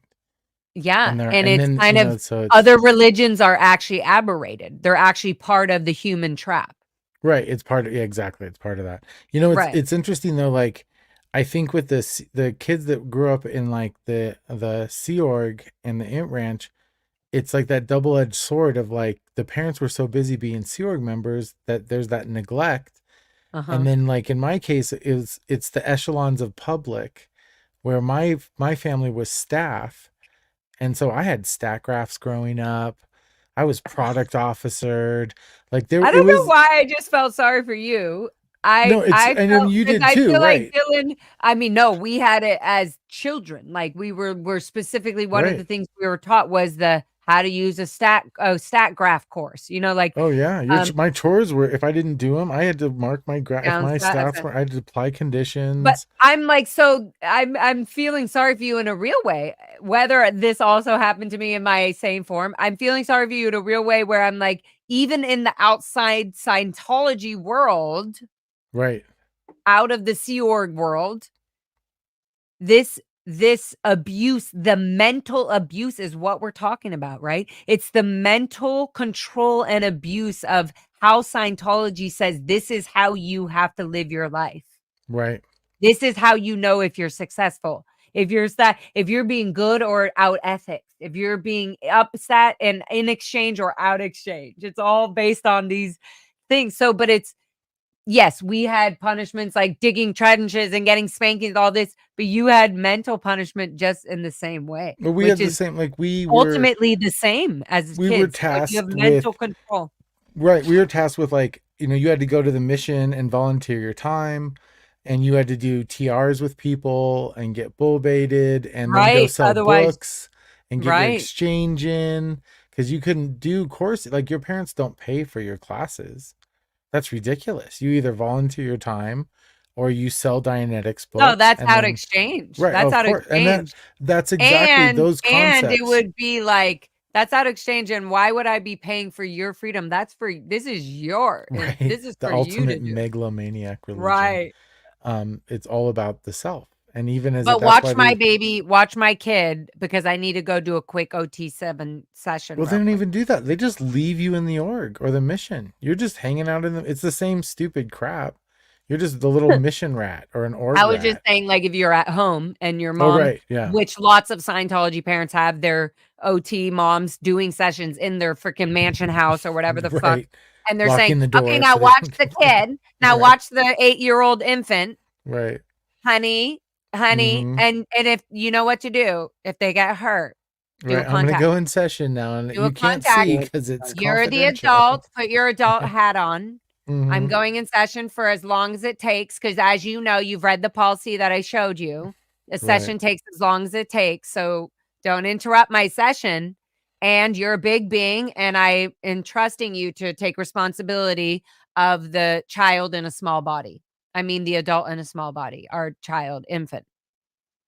I'll be It's back in approximately 30 minutes. If it says in session, do not disturb for any reason, even if it's an emergency. I could be auditing BTs like and we normalize that. RFM. It's Yeah. the same. I remember seeing later on, I don't know if it was on a news program, but it was this lady who was a marathon runner, and they had like 2 or 3 kids, and the husband, all they did was support her running. They went to the they went and supported, they gave her water. And I was thinking, I'm like, God, how I grew up. And then All these the kids are growing up. Scientologists did? I don't know if they were Who supported? Scientologists, but it was still that fanaticism of like, this person is so self-absorbed that their life is more important than their kids, their husband. Like, everything was supporting that person. And for I me, it see. was that relation to, it was the same in Scientology growing up, with that emphasis of like, it's the ultimate me religion. Like, everything I'm doing matters. So as a parent going, like, I'm going in session, And they're not Scientology is very much that way, and it even right, teaches your right. soul to be that way. So a lot of Scientologists who are very loving and sweet and stuff in their hearts and in general, actually some accidentally do come off as being like all about them, or they're just talking or whatever. And Mm-hmm. it's kind of like, Mm-hmm. no, we're just getting it out of our system, but we Right. want to Right. hear and relate so badly. Like, and Right. And we not so normalize it. badly, but Right. to really connect, not with the bullshit, but to really connect. And yeah, Right. and we normalize that to even be like, oh, I'm so sorry, or to say sorry all the time. Oh, are you okay? My friend I talked about this was like, oh, I'm having little allergies. And I was like, oh no, is it my cats? It's me. Are you allergic to Right. cats? Right. And we're out already. Like I went in the lift with her and we're on our way and she's sneezing. And I said, oh no, that's me. Isn't it me? Because of my PTSD of Valerie, my beautiful best friend that came and she did everything she could to not get the allergies but she still had like a weird effect. So I was just like, oh my God, I created, and Scientology puts this in your mind that this normal thing that, oh, if a lot of bad things are happening around me, I'm creating them. Right. It's not that I'm aware of them. I'm creating them because they're happening around me. So to automatically put you in this like, oh no, I need to take care of that. I have to, oh no, I saw it. I can't just walk away without doing something about it. Tom Cruise said, don't just walk by an accident. You're the only solution. Only one that can do anything about it. Anything about it. Yeah. That's crazy. Yeah. So I feel there's definitely still mixtures of our lives that we have constantly where I'm like, actually, no, I don't need to feel this way. And I don't need to have this PTSD about something randomly happening around me. That can be their lives. They deal with that. They can have the PTSD. I'm going to focus on me in case I need to have that PTSD for the moment I am having PTSD. You know, I kind of in my weird PTSD mind goes, just save it for your own PTSD. Don't try to make, other people's problems yours. Right. Which is hard to, which is a thin line, right? But it's also a thin line because we care. You're muted, Louis. But because we care, because we do want to help. We do want to give love. We do want to say, hey, we do have this. If you want help, I have this. Well, and we weren't, the empathy and compassion was something for me. I had to learn. It was also a flaw. It was pathetic to have empathy or feel sympathy or to feel human about something. Yeah. Yeah, you don't to feel human or to feel emotion about something. It was actually a weakling. It was like you don't evaluate for somebody else. You would never tell somebody in Scientology, "Oh, you look upset. What's wrong?" That's You're evaluating for that. You don't tell no. Oh, you were taught. I mean, what would you say? You would say, "Hey, you spot their tone." And no. Wait, Dylan. If I'm a fellow Sea Org, Dylan, if I'm a fellow Sea Org members of yours that you like, right? So you would say, "Hey, Megan," in the Sea Org. I was Megan, so I'm always back in the Sea Org zone, Megan. You would say, "Hey, Megan, let's just say look up and you see me not all happy, like copying the papers I should be copying or whatever. I'm feeling a little down. What would you? Let's just run a little thing. What would you say? You would ask me." Have I missed the withhold? No, Dylan, don't be dumb. Like we're just in the Sea Org. We're just in the Sea Org. You'd be like, "Hey, what's up? You seem a little down tone. Is something okay?" You would literally. This would be the conversation. You would say, "Hey, you seem a little down tone. What's up? You seem a little turbulated." Yeah, you have some bad indicators. BIs, right? Yeah, there's many terms. BIs, right? There's softer terms like, "Oh, you seem turbulated. Are you okay?" Or if you're an ethics officer, you would be like, "Hey, what's up? You seem a little BI." You PTS or do you somebody on your lines? I mean, not straight away. Is somebody on your lines, right? Is there somebody on your lines, right? That's another one. I guess you would say kind of PTS. You would think PTS because you would think, oh, they're at an effect of somebody. Right. They're at effect of something. Exactly. Why are they crying? Why are they in a lower tone level than happy and theta? Right. So, and so one thing we never did was show bad indicators. If you're in the CMO, you never showed bad indicators. So there were moments, little pockets. So let's say me and Dylan or Louie, we were really close, just as, oh, I'm the course admin and you're the, supervisor or something. So we work together on a job, right? Or we're in the same vicinity. You would notice, hey, oh, Megan seems a little upset. Louie, right? And Dylan, you'd be like, hey, is everything okay with she seems a little down tone. No, you guys would even she needs a locational. Louie, that's rude. Louie, you wouldn't. He said I would write a report on you. That is so fucking rude. No, you would come. No, I really want to know, were you that way? Or would you come to your sort of signed Sea Org friend and say, hey, are you down tone? Should I request for you to get a session? You could do a locational. No. That is so rude, Dylan. No, I don't want a locational. I want Louie. No, I mean, at the time, there was never a time you had a really good friend. Oh, that's true. Wait. Okay. Yeah. Question is, I'm working with you in your freaking CS room or whatever the hell, like where it's very like you're doing admin or paperwork, and you like, kind of notice your friend Megan is a little BIs, little downtone, right? But you care about her. You're not going to report her to ethics and get her on this trouble. You're just going, oh, what happened? Is something okay? And I'm kind of like, no, it's fine. I'm not going to have case on post. And then you're like, hey, well, I can handle it. I'm a class 6, right? No, but Louis would be like, I'm a class 6. I feel like you would be like, I can handle it. What's going on? You would. Shut up. You'd say. You would. Whatever you would say. Check out those files. Do you see You're them? like, look, your PC folders are right there. There's a drill on this in Scientology. You learn it. Wait, would you just start saying, let me give you a locational? Ask them all these different questions to guess what is making them sad. Do you remember this? Oh, no. But you don't list without like being in set. You don't ask. That's what I was saying. It's not that kind of drill. It's on the success. Okay, so run it on me. Okay, so let's play it in this description. Wait, so here I am sitting next to you. What do you say? So, Louis, what do you say? Is there something I'm sitting next to you. Is there something wrong with the food? What do you mean? What food? You know, like the nasty ass food we ate for lunch. I'd be like, no. I mean, it was bad, but that's okay. Where are you going with this? That's not what I'm upset about. You have to go poo. Are you upset about something in your personal life? No, I am, but I just really can't talk about it because it's case on post. So it's like something inside your case. No, I just feel like me being upset about it is case on post. Okay. Well, I'm not going to write a report. You can tell me. I'm not. Okay. So basically what I want to tell you is my husband's being sent to gold base and I'm not qualified for gold. So I just feel like I don't feel like I want to be here anymore. I don't want to be here on this post, but I still want to be here, but I just don't want to be on this post because I can't be with him. Yeah, you would definitely get a sec check. Yeah. Yeah, I'd have to report you.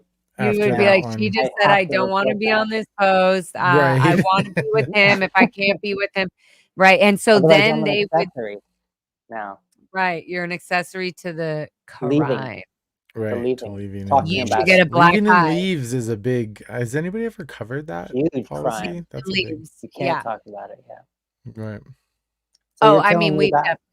So your husband's a gold, and did you end up getting a divorce? Are we still in role play? Right. Yeah. What's happening here? Okay. Yeah. So actually, this is a very good example. Yes. So he got basically I did LSD, but I've been married to him. We were married before the Sea Org, and we joined the Sea Org together, married. But now he's getting approval to go to gold because he's a good-looking, charming man. And he's going to RTC, and COB really wants him, and he's requesting that, and get a divorce. I would just petition if I were you. There's a and it doesn't get approved. And it doesn't get approved. Dave Miscavige says, nope. Dave Miscavige says, not only do you not get approved because the LSD, but you're also, your uncle's uncle is a psychiatrist, and your wife's mother's brother's married to a lawyer who's potentially against human child trafficking rights. So there could be some situation where they could investigate us for a mistake that they see us seeing in a different way, because anyways, wow, I'm going down a long road here, but yeah. What is happening? Yeah, that's what happened at the ranch. I mixed two things. I mixed the ranch stuff that would happen with like the spot, they would say the Germans or the reporters or the SP, they would just say, oh, the SP, they're just SPs. Or the picketers, right? That was a common over in the helicopter? At the Ant Ranch, yes. The helicopter and the airplane. That's crazy. Okay, wait. I thought I was getting in so much trouble, but people didn't realize because, oh my God, so much happened in this one short amount of time. Quick thing, guys. Okay, German reporters apparently are flying over in a quiet plane because they already came in over in a loud helicopter and we knew the drill. Get inside if you hear. We knew when it was military, we knew the difference in the sound. I don't care what anybody said. We knew the difference in the sound when it was a random. No, it's a Happy Valley. At the Ant Ranch. We knew the difference in the sound of a regular flying over helicopter or military helicopters that were flying over, whatever, in Riverside or that area, like the Hemet area, San Jacinto. Anyways, so we knew the difference. So helicopters come. So we're digging trenches. We are digging irrigation trenches in the fields of all the where we planted all these vegetables and everything. Around the fields of where we planted, we're digging drainage, and we're also we're making deep trenches for big pipes so they don't get run over by the tractor. The tractor doesn't crush the pipe when it's driving over to rototill the fields. It's deep enough so the rototills won't hit them, and it's extreme, and the gophers won't get it, and blah blah blah. So we're digging deep trenches for flooding and for proper irrigation for the permanent fields of these amazing organic vegetables going to Gold Base and Celebrity Center. They were going to, anyways, that's a whole nother story. Okay, so we're sitting there digging and we have targets. Guys, like I said, every time we tell these stories, and even Louie telling a story and Dylan telling their story about like being in the Sea Org and having every second of our lives is accounted for, even to ourselves and to the MAA and everybody checking in and security going, where are you going? I didn't see any approval for you to be walking outside the gates right now. Like everything's accounted for. Medical issue up, well then you're on MLO lines, and it would have been reported from the MLO to security.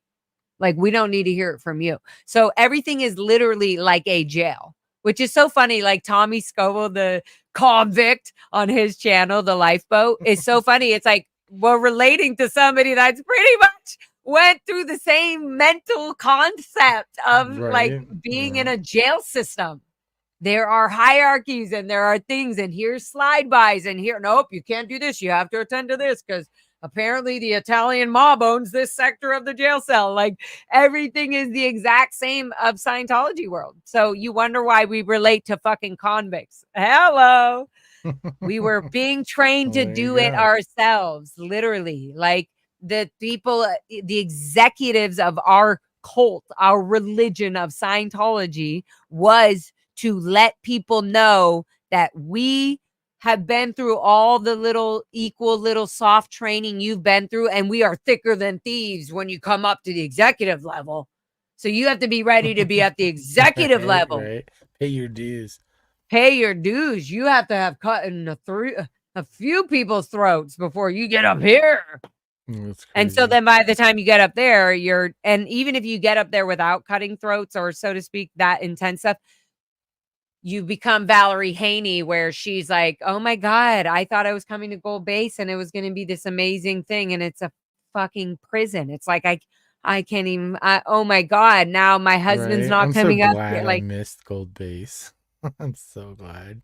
I leapfrogged over crazy. Well, I mean, I spent a bunch of time in the RPF there, but yeah, I was gonna say, Dylan, what do you mean? You're so glad you definitely. I know. What was it? The experience would have been the same, though. Right. The experience, your end result, I feel, would be the same as you are right now, and so same for us. The German planes. Oh yes, thank you, Louis. Yeah. Hey, I have a hard out here. Okay, so let me finish telling the story, and then we're going to, because I want you to hear this. Okay, so I'll hear it. Yep. I whistled because I remember learning this whistled for my dog. Not my dog, but yes, my dog, because I took care of him and taught him everything. But apparently he was owned by Yolanda Avila, and then at one point Felipe, and then Leslie Epstein. Anyways, no, I took care of the dog. His name was Teddy. And anyways, I learned this whistle so that he would come to me, and I trained him, blah, blah, blah. I was whistling originally to get Teddy to comfort me in my section of my trenching, digging my trenches, the 6 foot deep trenches. You know, I had the perfect shovel. I was like, yes, I'm going to make my target because I have the best shovel. That was the other thing, having a good shovel that would make the exact spade. If you had a flathead or something, you're like, yeah, well, if you didn't have a shovel, you would have to use a fucking hoe to dig a trench. You would have to be like, figure it out. Maybe you can make a deal with Christina and she can switch you shovels for a little bit. Like, it would be like fucking jail. It's not even like, then dig it with your fingers if you want to make that money. Anyways, getting to it, I learned to whistle, which I'm not going to do on this live stream because that would just be horrible. Do it. But I can do that really loud. Did you hear that, Dylan? But I do this vibration whistle. So watch, Foxy will come here. I knew it. Right here, look. Right here. She's here. She's like, yep, vibration whistle means emergency. That means now. It means do stop what you're doing. Come to me right away. So if she's walking across the street or she's excited. Yeah, it's a vibe. But I learned all that with who I felt my dog at the Ant Ranch, Teddy. Anyways, going back full circle, what I was saying is I was digging these trenches and I learned to whistle and I whistled for him to come and I saw him running and I was like, and so everybody around me thought I was just whistling to Teddy. But as I was whistling, I saw him running from a distance because it was like, oh, he's taking a while to get there. And I see this plane flying over. I knew it already. They were wondering, like, is this plane? And at the same time, oh my God, Renee Berther was helping Duncan Alsop because he climbed over the fence to hurry up and after a drink of water to jump over. And the fence thing sliced his leg. So as these reporters are, which we aren't quite sure if they're reporting, like all this was happening. The reporters are flying over. Duncan's fucking leg is slashed. And I'm calling Teddy, but I'm realizing, so the dog is coming.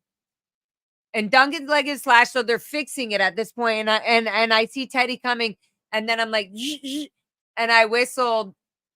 Oh, Renee was like trying to get the other, I think Barbara Tompkin or some other adult's attention. So I used my whistle. But as I was whistling, waving, I knew that would get the attention of the plane. I cannot tell you this in this one moment, guys. This was insane. I was like, and I was like, wave with her. And so Barbara turned and Renee was like, come. And I was like saying, come. But I was looking at the plane too. Oh my gosh. Isn't this so weird? And so the plane came back and got lower and was filming. They were filming. And they all of a sudden, Renee Berther and everybody's like, oh my God, the plane is filming. Like they saw somebody out of the plane. They probably did get footage of us. So if you're out there watching that'd be interesting to check it out. And please give us any footage of 1990 to 2000 of any footage of the Ant Ranch. Please send it to larafmmusic@gmail.com. That's LARA. There's no you and me. I'm just my own self. larafmmusic@gmail.com. But if you have any footage of those years of anything having to do with the Ant Ranch or the Castile Canyon School, it's all the same shit. Thank you, Louie. You were stressing me out a little. Yes. I needed this Star Wars. But imagine, so now the plane's flying around and they're filming. We could see somebody out of the side door of the plane. That's how. And so they say, throw your shovel down, get inside. And so the nearest thing was the greenhouse. So we all ran and fucking Renee Berther was holding Duncan, dragging him to hide into the greenhouse. My God. And so then in the greenhouse, they got the MLO and and then had to bring Duncan later to the hospital or to the doctor to get stitches and everything. That's crazy. Okay, so there you go. Back to that full circle. German reporters. Well, awesome. How did we get to that? German reporters. No clue. Louis, normally you keep up with this. Well, awesome. I have to take off and get a few things done before. Dylan, thank you so much. You're amazing. You're the man. Yeah, absolutely. Thank you very much for having me. I appreciate it. Thank you. Your Louis. beard is amazing. November beard. My November. You're a hot daddy, as they say in the chat. No grow or something. February or November. No Vem beard. November. No That's what I called it. But beard. somebody in the chat said something else. But yes, I will see you soon, and let's do this again, and yes, we'll have plenty to talk about, I'm sure. Always. Thank you. And are you doing another live stream tonight or no?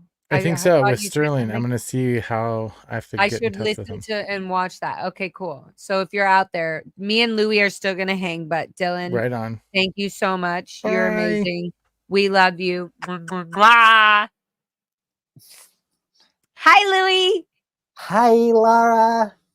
Oh my God, it's so great to have you here, Louie. Thanks, Laura. So great to be here.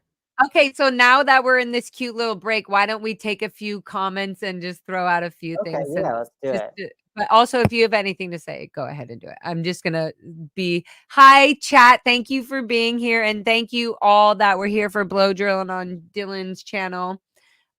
We love Dylan so much. He's so informative, and he also has done his own adventures and experiences of life, and has done his own therapies, and has his own children, and blah blah blah. So for me, he's somebody who's been through an iota or even an inkling of what we've been through in our history, in our past, and that to me is stability for the rest of our lives, to have these deep friends that you've known for a long time, or they've been in the Sea Org, they've been through the whole mechanism, the brainwashing mechanism of this is how you should think and will think, and if you think otherwise, you're going to go audit yourself to not think that way, etc. So yeah, that was really cool to have him here and to see his growth. It's inspiring.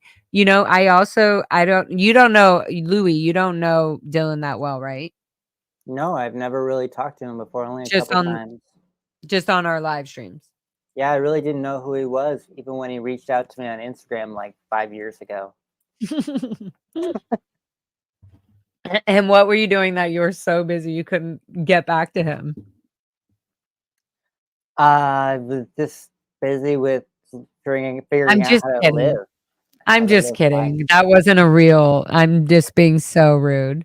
I was being like an ethics officer for sure. And what were you doing? What was the comm lag? What was the comm lag?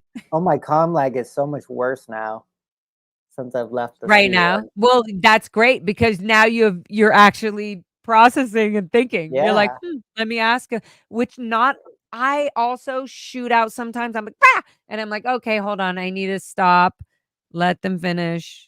And then let it process, because sometimes when people are talking, as you know, you'll be talking and I'll be like kind of relating and visualizing whatever you're saying in the moment. So I'll want to be saying something and I'll forget that most humans, I'm blaming it on the humans, that most humans say the whole thing and then they finish and then you speak, Right. Where I want to interact while like, so if you and then of course it might get sidetracked and there's a whole like, oh, we forgot what we were talking, but I feel like that's the beauty of a conversation. A good conversation is like, wow, you can just talk about anything and go on a tangent. Am I wrong, Louie? Yeah, no, you're right at 100%. So I'm curious, did you ever finish that primary rundown when you were getting that auditing? Remember when you were getting all those words cleared and stuff? You said you did it for like 6 months. So I did it for real with the auditor for like,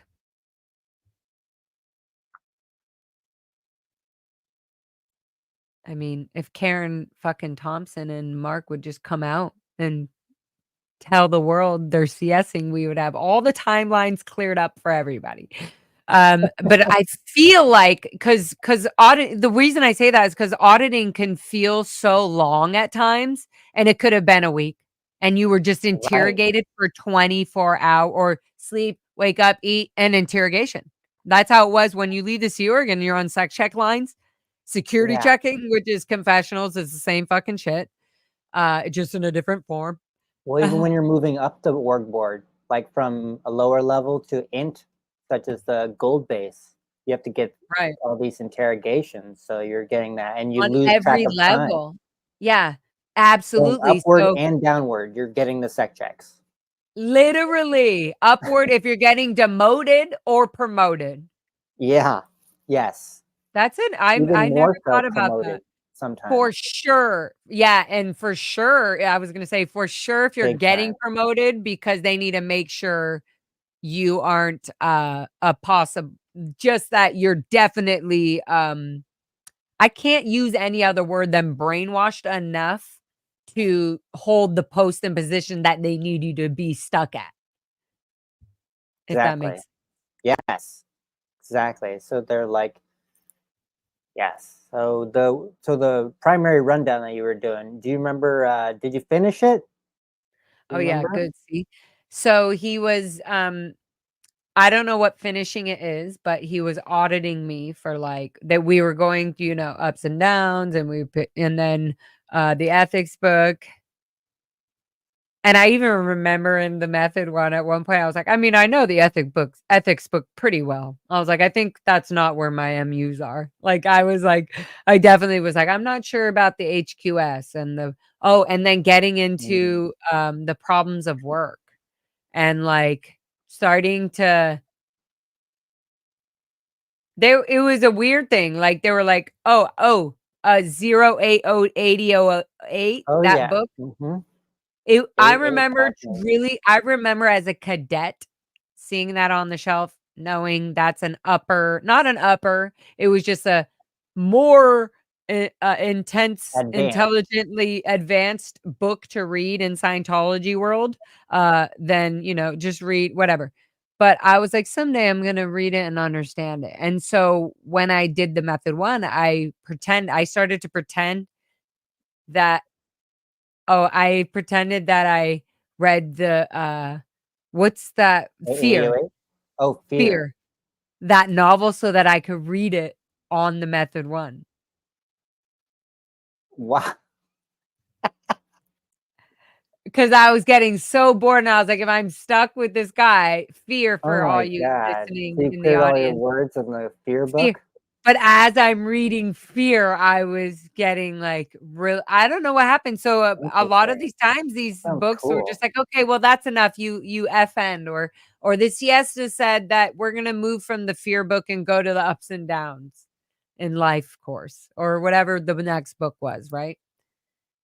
Or whatever the next thing was. Anyways, so this is gonna sound so weird, but at the end how I got through it is I did like I said, I really was like, okay, let's bring up all these books. And then I started to realize like, oh, they're gonna make me do this to all the books I've like The Way to Happiness, like all these stupid Science of Survival. Fuck that. I Oh was like, god. oh. And so then I started thinking, well, if we're gonna have to do that, let's do the Fear book. Cause I started reading that and then I stopped because I didn't get it. So like maybe I could finish it secretly in the method one, or in the method auditing.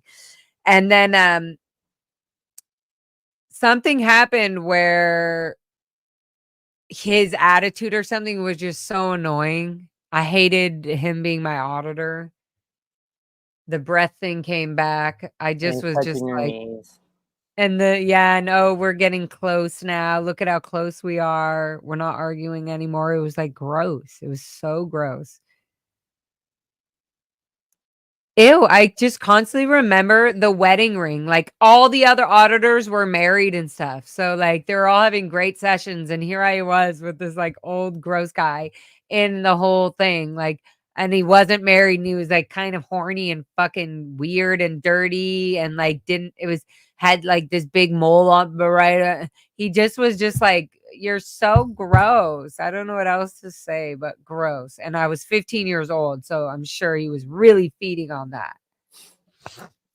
Damn. Okay, so half of it was I was like, I started to realize like, I could just pull up any book. So, ooh, maybe this will be like I could be doing method one forever and I could just read books and finally just get one-on-one tutoring to get through these books, right?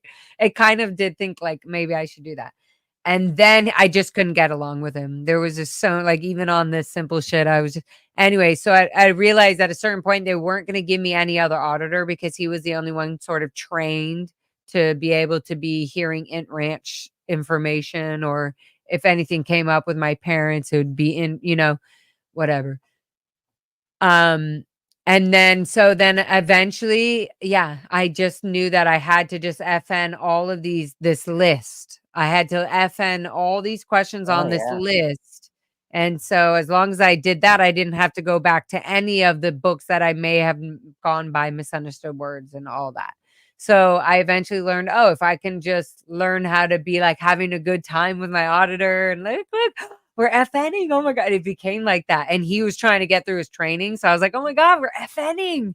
And then I just, as long as I was in a good mood, I started to FN. Yeah. So then that's how you finished it. Yeah. That's the end phenomenon, they call it, of the action you did.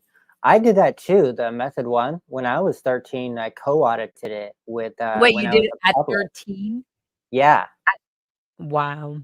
I At the co-audited public? it. Yes, at ASHO. Okay. Who was your twin? David Lipchick. He later joined the Sea Org after me. I know David He was Lipchick. at INT. He would hang out years later when I left the Sea Org and was living at the art share downtown Los Angeles, which if y'all have been following me and my crazy ass this long, you will have seen me talk about the art share downtown Los Angeles a lot. And David Lipchick, he's awesome. I've always liked him. But that is crazy. I feel like he's still maybe in Scientology. Have you heard from him? I haven't heard anything from him, and I never really reconnected with him since our co-audit days. He was not at. Did you have fun or no? Oh, we had the best time. We used to rollerblade together, and we I used to feel go like that's to what I roller mean. Like skating rinks.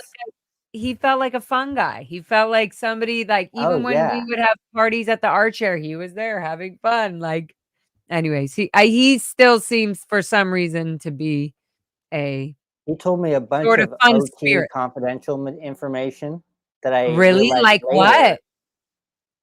about the body thetans being Uh-huh. stuck in the environment, like in the Oh, was he hospital or in being the building. drunk? What do you mean? What No, he happened? was a kid. I was a kid. We were like 12 and 13. And he told me stuff that his mom told him. And his mom and dad were both OT8s, the top. And the dad was disaffected, meaning he didn't want to do Scientology. And so he has another dad, stepdad, his real mom, Yolanda. And then, anyways, so she told him a bunch of things about the OT confidential stuff that I didn't realize were confidential until much later when I left the Sea Org. I remembered back on the stuff that David had told me about what Yolanda had said. So that's how I know David. We used to roller skate. But you're saying that he knew this information because his own mother told him it. Yes. And is she still in good standing or whatever? Was she still at this point? I have no idea. Because That's we crazy. were both co-auditing. So, and she was picking us up. So we were auditing each other I would co-audit this joint with you, but I can't get it through the screen. So yeah, which means that we were auditing each other. For everyone out there that doesn't know about this, Yeah. I was auditing David Lipchick. I would assess a list of subjects, and then in each subject, I ask him for words he didn't understand. We would look that up in the dictionary, and then we'd find an earlier word, and it would sometimes go last lifetime. 2 words, and then you do this over and over for hundreds of hours, and until you had a floating needle on the entire list of subjects and your education was rehabilitated, is the exact wording. Yeah, that was pretty. So I did that then, and then I did more of it later when I was audited by an adult, Roy Bridgham, at the San Diego org when I was 15. Can you say, can you say his age and your age? Because I want the world to know that we're not just saying adults, children in like a vague way. It's very real. Underage. Oh, there we go. Full circle. I was going to say that about Dylan's parents and him being a parent now and being like, would he ever an old man auditing his children with them touching the knees like that and him and their children not being able to go to Dylan and say, hey, Dad, I like Scientology and everything in the auditing, but the auditor keeps like resting his knees on my knees and I don't like that. like that should be okay. And you can be like, okay, I'll let the CS know. And like that should be okay. Or I'll let the supervisor know that, hey, my daughter let me know that she doesn't really like the auditor's knees touching her knees while she's like going through traumatic shit. It's so crazy. Anyway, sorry. Okay, go back. Sorry. Yeah, the fact that everyone knows this and is okay with it. Everyone has agreed that this is normal to have adults interrogate a person about things that they aren't even aware of yet until they ask the question. Like when an adult is asking you a question you're not even aware of that you could be doing that's bad, you now have a realization about this question, and then you have an answer for it. So it's it's so gross. But the whole aspect, and I'm gonna go back to some questions and all this here, but the whole aspect of normalizing that a 14, 15, 12, 13, 16, 17, 18, 20-year-old human is going to come and ask you these interrogating, personal, deep life questions. And they're going to do it in a way where it's professional. And it's normalized even into the manipulator's mind that they're like being, sold, whatever they're being sold. There's still they're like, oh, look, see, yeah, look, it's all legit. It's playing out in the session. Look, there's a 15-year-old who's got their TRs in and can accept anything you tell them.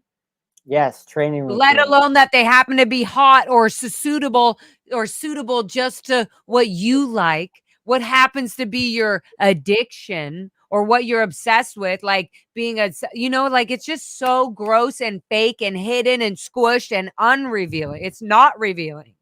It's not open. And Scientology drags you in and auditing and everything, saying you can be as open as you want. We're in an auditing session.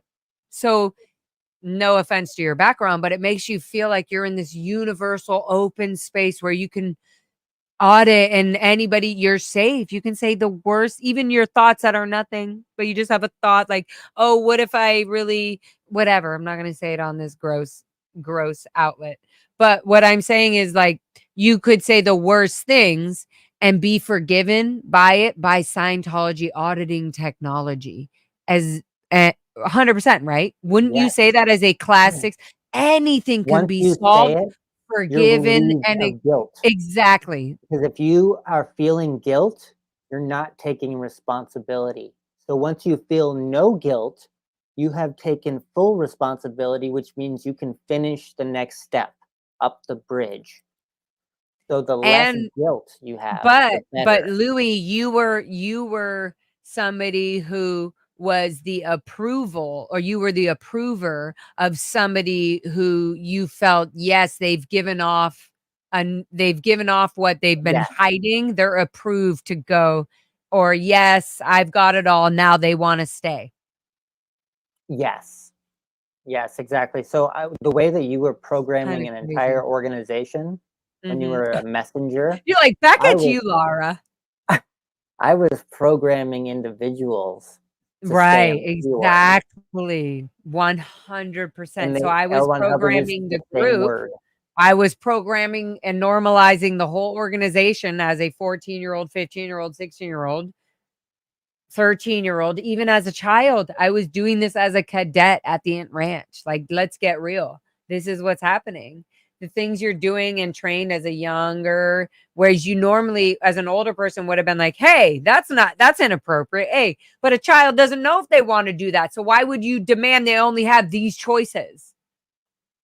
So like an older adult would, in the outside world, out of the planet of Scientology, would say, hey, this is weird. That's awkward. That's unusual. That's inappropriate. That's not cool. Excuse me. I know exactly where you're going with this. I've been essayed by somebody like you. Like, it becomes obvious to the outside. But when it's normalized in a Scientology form where you can get free of it, we can audit this out of you.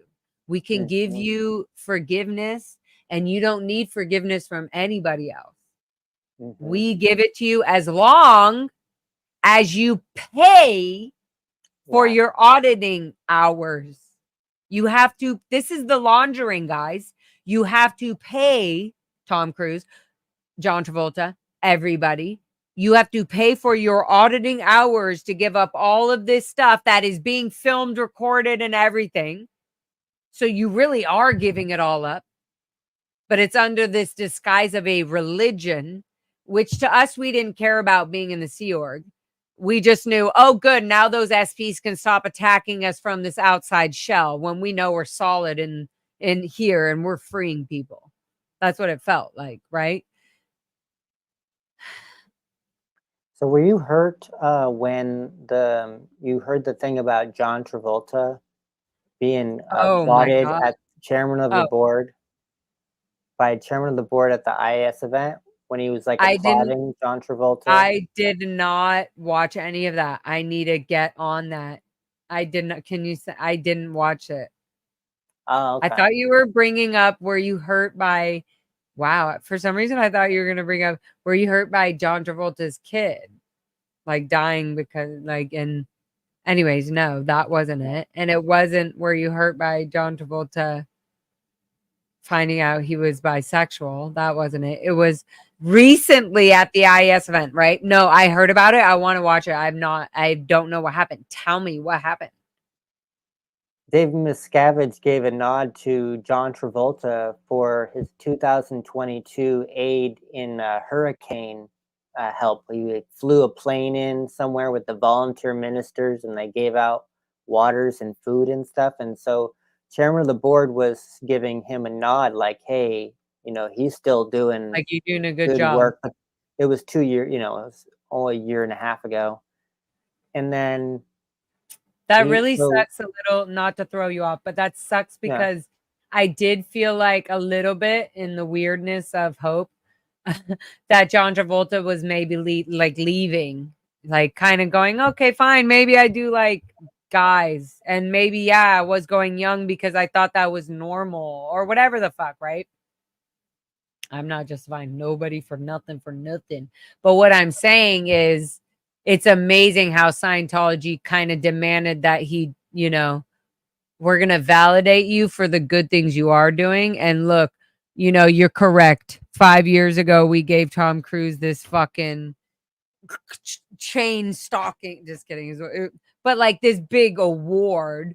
And it really lowered even Sea Org members. I thought you were going to say, didn't that make me feel as a Sea Org member, as a young Sea Org member watching the event, being like, David Miscavige is saying, this is the most ethical person I know, or whatever the fuck he was saying. I was just saying, like, what about all the Sea Org members? Do we all get a big award like that too? Is it going to be private? Are you going to give us our own private? Is it going to be in the Christmas presents? That's what's happening? I don't know where we're at exactly, but I used to watch that video of Tom Cruise talking about how he was so great. I used to watch that in my room every day for months, you know, and I used to love it. Like I was so obsessed with, you know, just like we got to save the world, save the planet. What did you love exactly? I love Scavenge. Watching the introductory video about how he was helping the planet, how Tom Cruise was getting the book Fundamentals of Thought out into the masses. I see. Yeah, you were like, okay, my word psychiatry. Right, my word clearing job or whatever I'm doing is actually important because Tom Cruise, in the end, looks up to Sea Org members. He does. Right. Like that's known in the Sea Org. Like Tom Cruise respects Sea Org members. Yes, exactly. And then Sea Org members respect Tom Cruise. Like Sea Org members respect Tom Cruise for respecting how great they are, that they respect him. And He's so they all, yeah, for real. Admin Dictionary. The honorary Sea Org member. I mean, I don't really remember as you say it. I'm like, oh yeah, now I'm remembering opening up that dictionary. Honorary Sea Org member. There's Sea Org member, then there's honorary Sea Org member. Yes, so someone who can't and then be in the Sea Org, but has signed member a Sea Org contract. Sorry, Laura, don't interrupt. Restart. So We'll go back to Kakan. I've got it noted. Okay, thank you. So the Tom Cruise, what are we talking about? Okay, we can go to Kakan now. No, we're talking about we're talking about ex-Sea Org members, and we were talking about I guess Tom Cruise's status of being something like that. Well, one time when he made The Last Samurai, he paid for Asho Day to go to the movies, and we all got to go to the movies. And then we made a video of us thanking Tom Cruise, each of us. And I went up there and I said, "Thank you so much for making The Last Samurai. It was very inspiring, and I just want to be just like that and just clear the planet for you, for everyone, and just because you're so inspiring," and told Tom Cruise. So I wonder if he ever got it or if they stopped it. What do you think? I was gonna say, I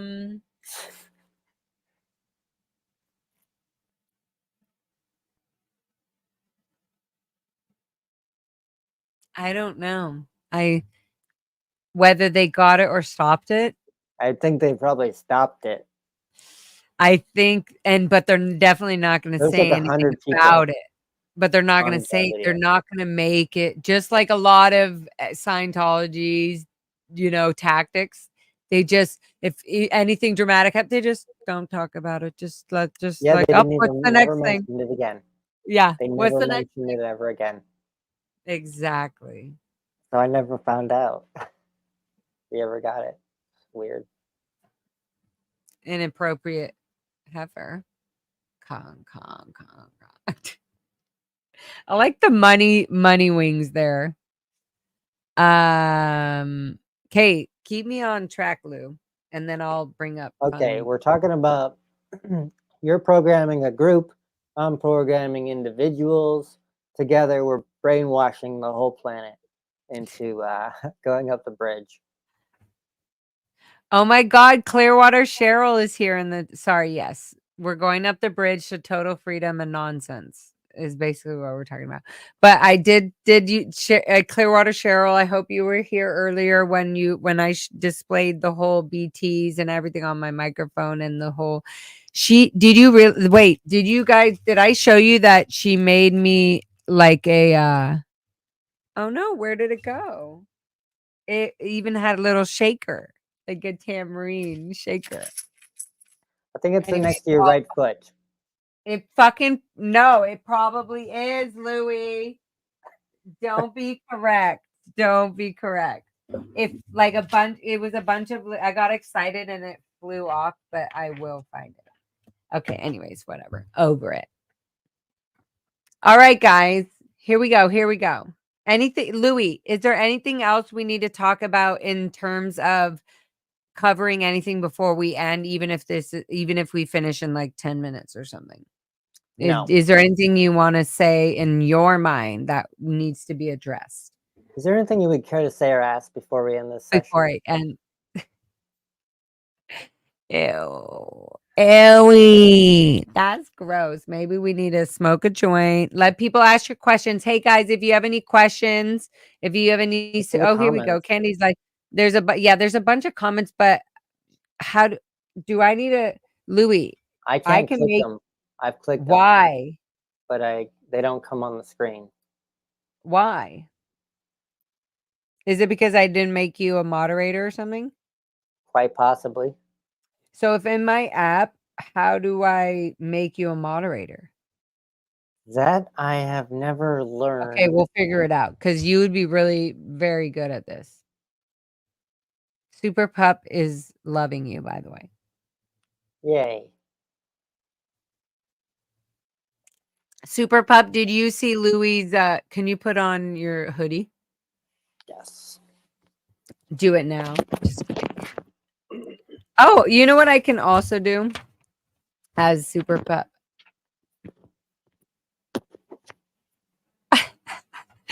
Inappropriate, but I'm already on it, Laura. Stoned as fuck. That's right, Louis. Louis also smokes weed, guys. I'm not the only stoner. Okay, I want to, Can I read something? I hope Clearwater Cheryl's okay with this. Because it's this. First of all, whatever. Sorry if I'm Ronning you out with, like, you know how Ron did that with Reese accidentally. Sorry if I'm Clearwater Cheryl, because she made me these amazing little things. Like I told you guys, I'm very excited about these BTs that I'm not going to audit out. I'm very happy with them hanging out with me. So they have their own little area right here. So I'm very excited. But I just want to read this. It says, "Dearest Lara, I made this little BT in your honor because you're a badass." Oh, I thought you were saying something, Louis. Sorry. Your cute little ears are distracting me. Okay. I made this little BT in your honor because you're a badass, period. She was just saying. There's no explanation point or explanation.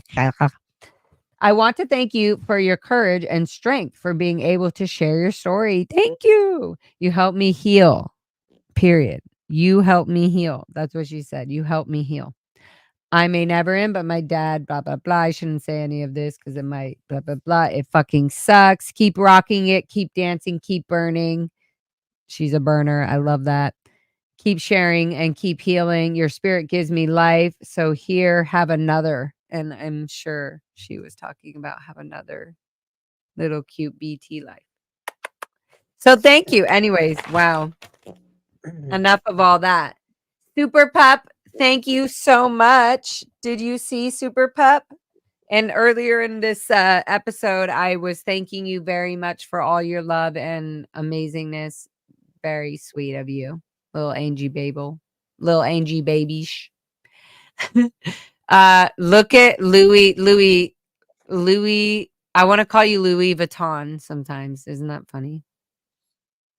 That's cute. It is, because you are kind of a Louis Vuitton. What is this? Scott, aka CO Bilf. Question: what do you think of auditing via Skype? Is it possible or inherently grifty? That's for you.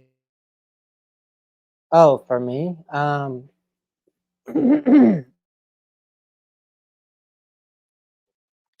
excuse me. Sorry. I'm going to figure out a way actually to demonstrate an auditing session while I'm auditing myself. But I'm going to show like an e-meter, and I'm going to be using the e-meter, like using it on one part of the screen. But I'll be answering the questions and asking the questions. I'll be switching through all of Do you think things. Scott's question is, do you think auditing is possible through Skype?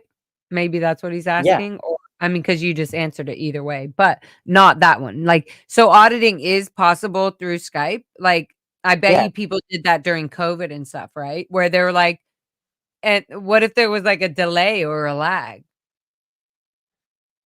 That's true.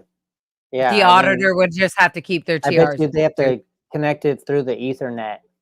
I would just say probably they have through like the Ethernet through the e-meter. Yeah. So they have to connect it through the That's gonna be the new.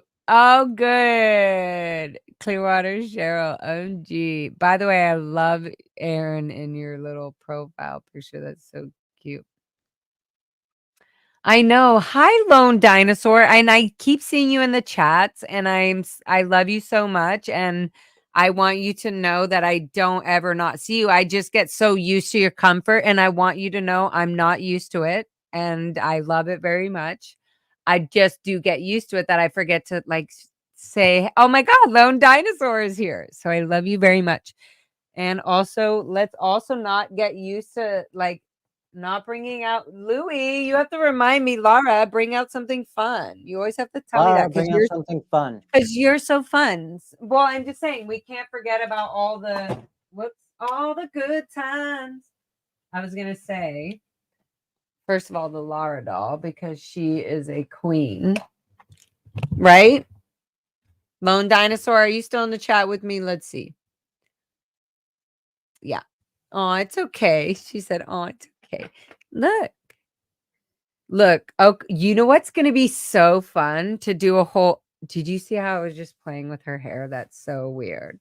I was like fluffing her hair, like getting her ready for the show. Okay, so how cute is this? Oh my God, I cannot wait to get Marilyn. Marilyn has a goldenrod. You're going to be jealous, Louie. Marilyn has a goldenrod giant crocheted penis that says SPTV on the balls. And that's for me. And it's a pillow, or it could be my friend. Anyway, so I need to readjust my background. So I have a stable where all of my BTs and my Larbies can all hang out with me, including my big goldenrod penis, because I need that. That's amazing. You should get a whole house, like a yarn house. I cannot wait. And she's making me a theta potato, which will remind me to be more theta potato when I'm being a little too negative. That's cool. That's really smart. Isn't it so fun? Okay, you know how Liz Ferris is about her, like, her, Pokemon and all that? Yeah. These things melt my heart. Like, these little things and Did the they have little names yet? and Have you named them? I'm waiting. What is your hesitation? No, they're all. This is Lara BT, and this is Lara Larby. She's a Larby. She's Queen Larby. It's the only Larby I have. So, Lara is a Lara Barbie, and this is a Lara Barbie. Sorry, guys. She's not a fucking glamorous, Kardashian, skin made and all done, but she's pretty badass and fun. And this is her friend. Anyway, so I need a collection. What was I saying, Louie? We were talking about this auditing over Skype, and someone mentioned in the comments about how you could just leave the session because you could just end the stream. No. First of all, you're not allowed to ever leave. And if you leave the session, you should tell people this. Sorry, I'm interrupting. No, you do it. Well, what I'm saying is, like, everybody knows this in Scientology. You're not allowed to ever just leave a session. That actually is a high crime on your fault. If you leave as a pre-clear or auditor, if you leave a session without it ending by the auditor, the circumstances does not matter. You are not allowed to leave at all. Yep. So if it's on the internet, if it's in real life, what they're holding you there to is this mind trick or something. Sorry, I meant to do this, and you could just leave that auditing session by ending the video call. No, you can't, because then you become somebody who blew a session. So you automatically become a red tag unless you... Auditor comes to your house, maybe? Yep. Super Pup said, Louie, is that a onesie? Can you give us a full show, since you're always making me give a full show all the time? Yeah, I want full show. So Louie probably can't hear us right now. So he's gonna, let's see if the glitch, if his back screw. Oh my God, zip it up. Yep, all there. Oh my God, Louie. Louie can't hear us, but we're freaking matching. Oh my God, how cute. Look, Louie just is in and out of the universe right now. Louie, you got to get closer into the mic. Oh my God, it definitely is a full onesie, guys, for sure. And it has a tail. He's trying to look. Yep. Woo! God, that's so cute. Good job. It's got its little pointer tail and it's got its heart. Oh my God, that's amazing. Good job. Wow, wow, wow. That was very cute. Yep, that is a tail.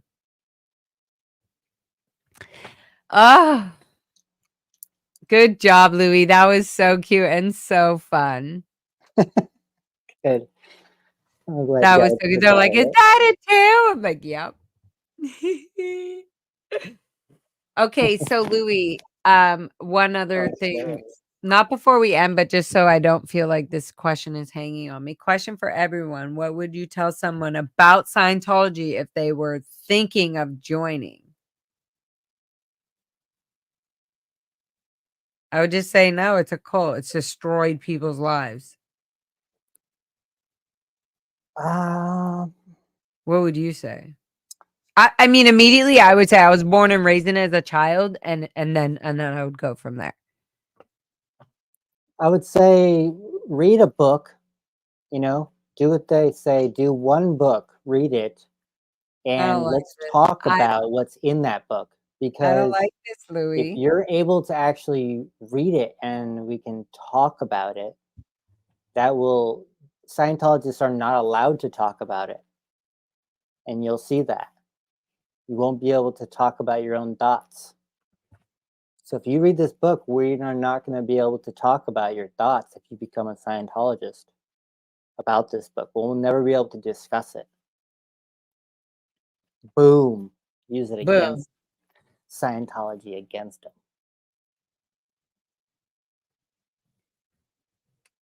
them. Lone Dinosaur says, I'd say watch Lara FM first. That's a good answer. That's a good answer. Literally, because they can relate, they can hear me, they can see me, they can see me being a normal human being, right? Right. Yeah. No, I mean, so Louis, how did you find your girlfriend? Let's go right into questions that I've had for Louis forever, and we'll probably only get a few answered before we end this chat. But is this a weird question to ask? How did you meet? I would love to have a partner that I, connect with and can be open and do whatever. How did you meet your partner after everything you've been through your whole freaking life? I feel like we touched on this lightly, but I want to know, like, first of all, how do you feel safe? How do you both feel safe together? Like, I think actually there was a question like, how do you trust people? And I kind of skip over it, like I've already answered that. But it does come up constantly. Yeah. You have to date people and then Oh, wait, so you're answering. So wait, explain a quick, from when you left the Sea Org and then now today how you're with your partner and whatever.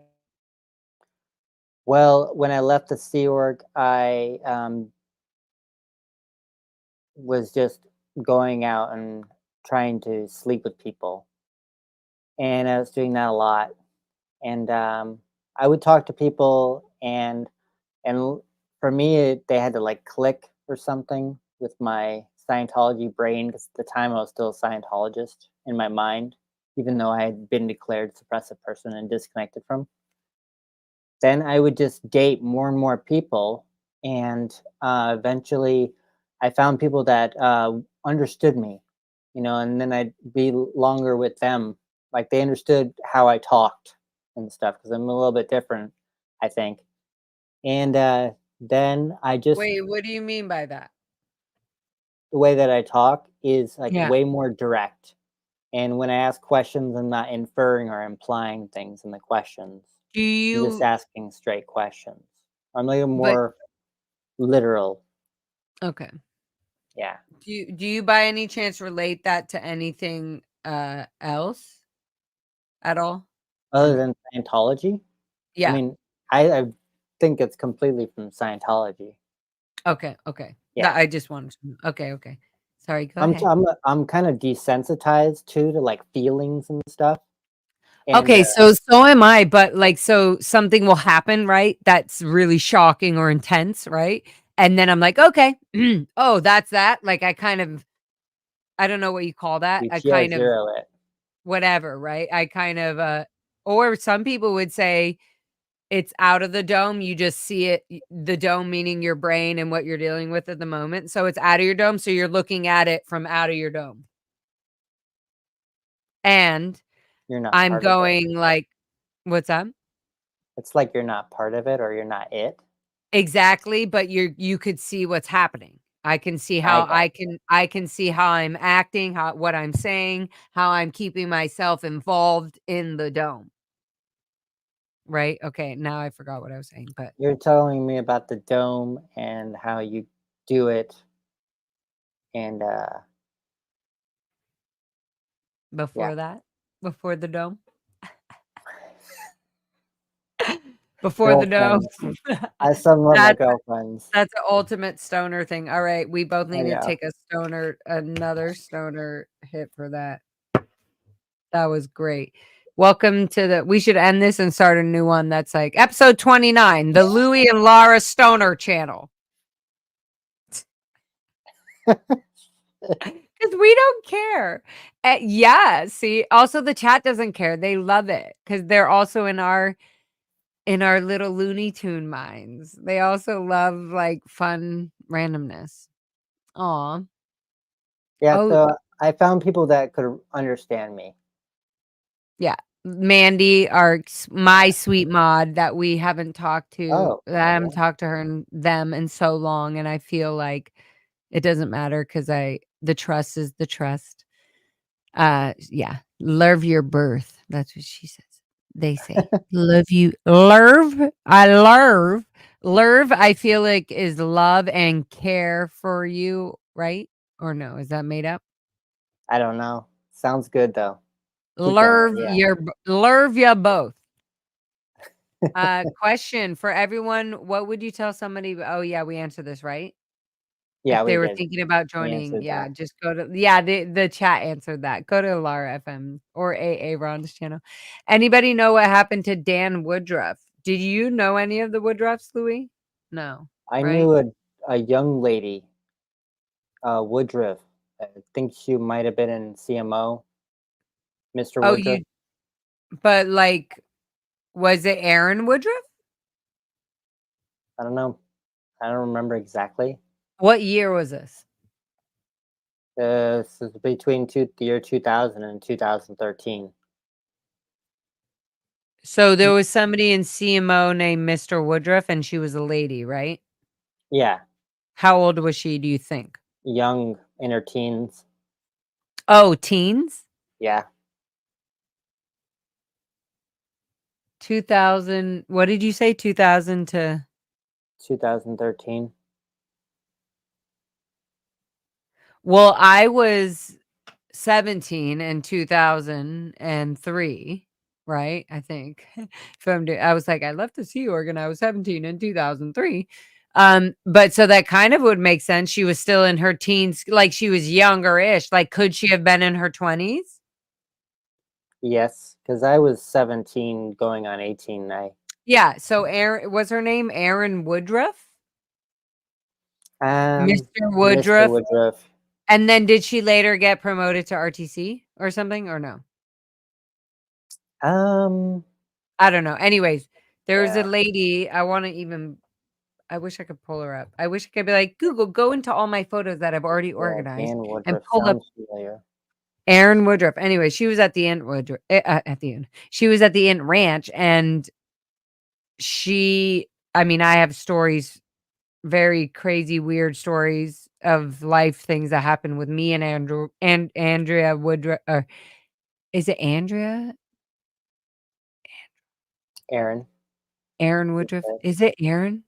Was there somebody else named Andrea Woodruff? No, that's Andrea TC, Andrea Clark. Okay, never mind. Yeah, so Aaron Woodruff, and then there was Aaron Selly, but they're two totally different people. But Dan Woodruff, I believe his daughter, Aaron Woodruff, went to the Int Ranch, and she was there the whole time. That's how I know her. Then she went to the Gold Base, and from there, I think she went to CMO or something. She was in CMO, and then I remember later when I was in Clearwater and running for the Lisa McPherson and all that in Clearwater, I remember her being like in RTC or something, or being like high up all of a sudden. And she still is, I think, to this day. One thing about Aaron Woodruff is I fell off a cliff during a PAB. You know what this is? During a PAB 6 program. Mm-hmm. Wow. They tried everything with me. They didn't know how to get me under control. And so they're like, let's just have her do the PAB 6, that crazy program. Wow. I just talked about this with Miriam Francis. Wow. She was given we need to invite Miriam after her mom found out about the essay. Wait, let's talk. That Her is mom insane. sent her the fucking Pab 6. Okay. You know believe what? that shit? And you were At doing Pab 6. the Ant Ranch. I didn't know what it was until they opened up the binder of specific programs to deal with insanity, to deal with anyways, and I couldn't believe Yeah. I was like, I was like, "You're putting me on a PAB 6 program?" And then I was like, "Okay," because I already knew what the PAB 6 I was already trained to know what it was even at the Ant Ranch in case I needed to help or to do it on somebody who was Yeah, what crazy. was it?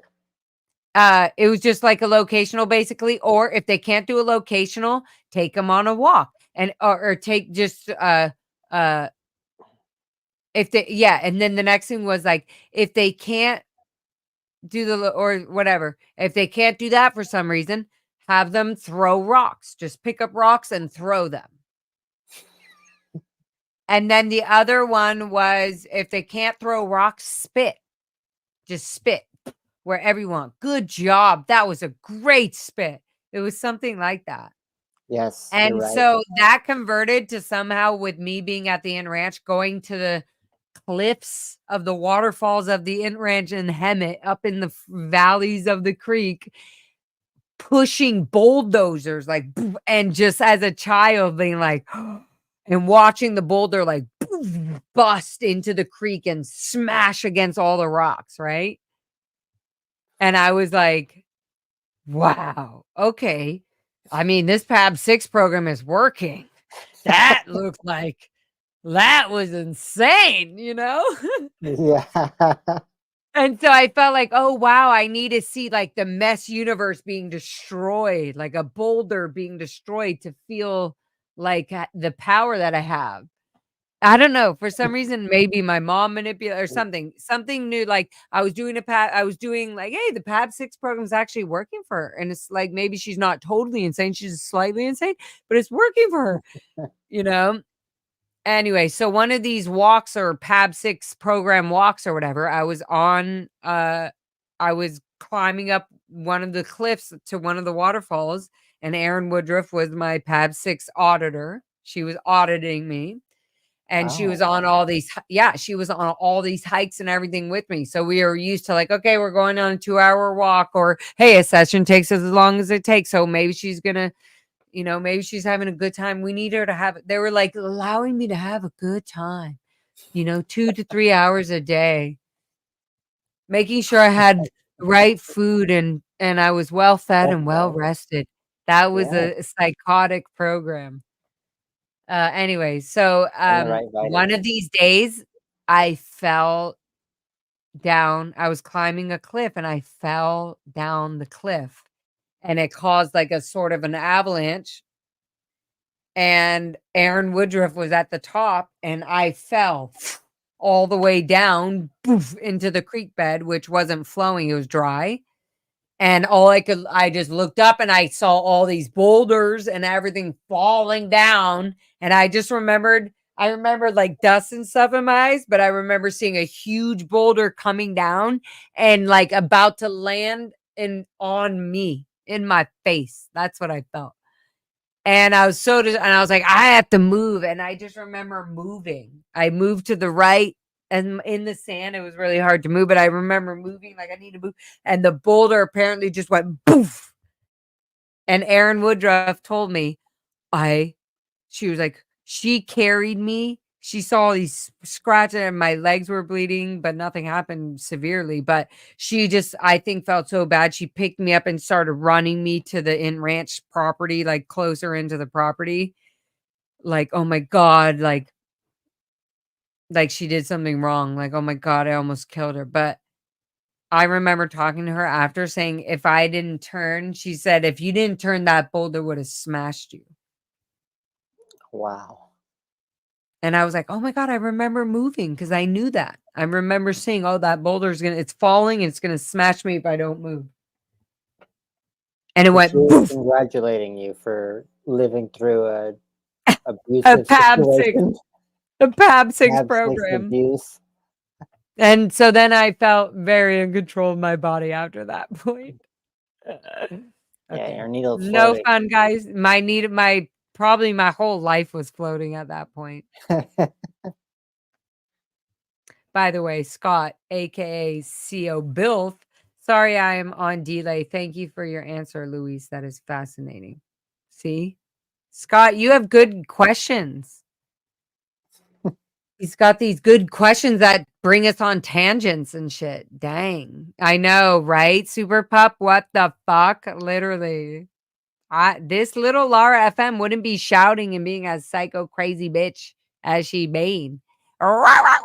If she was just smashed up, another voice hidden away in the woods. This wild, hot little angel baby could never live this beautiful life. Are you kidding me? Are you kidding me? Oh, and Louie, look, you're getting major support from the Super Pup as well. Oh, look at that. Our hearts match. The color of my corgi outfit. But all of our hearts match. Isn't that cute? Yeah, that's what I was saying. Aw. All right, chicken little baby butts. Louie, any more questions for me? Should I smoke this joint with you before we finish off? What should we do? I mean, I could sip on a little more wine, no problem. I could talk to you literally for 3 more hours. So we shouldn't do that, right? I need to go to bed. So I could listen to you for like 3 more hours. But no, I'm not doing that. I'm not doing that. We are not doing that. We are not doing that. We are not doing that. All right, guys. Well, we love you so much. And thank you for being here on the 28th episode of SPTV on our little X-Yorg chit chat with Louie and Dylan. Thank you so much for following and always watching and clicking like on all our posts. It helps so much. Yeah. Thank you for saying that. I always forget because I just don't like saying that. But you're right. Cool, guys. Well, we're going to end with this. Love you all. You can always text me here on the SPTV line. We love you so much. Bye-bye.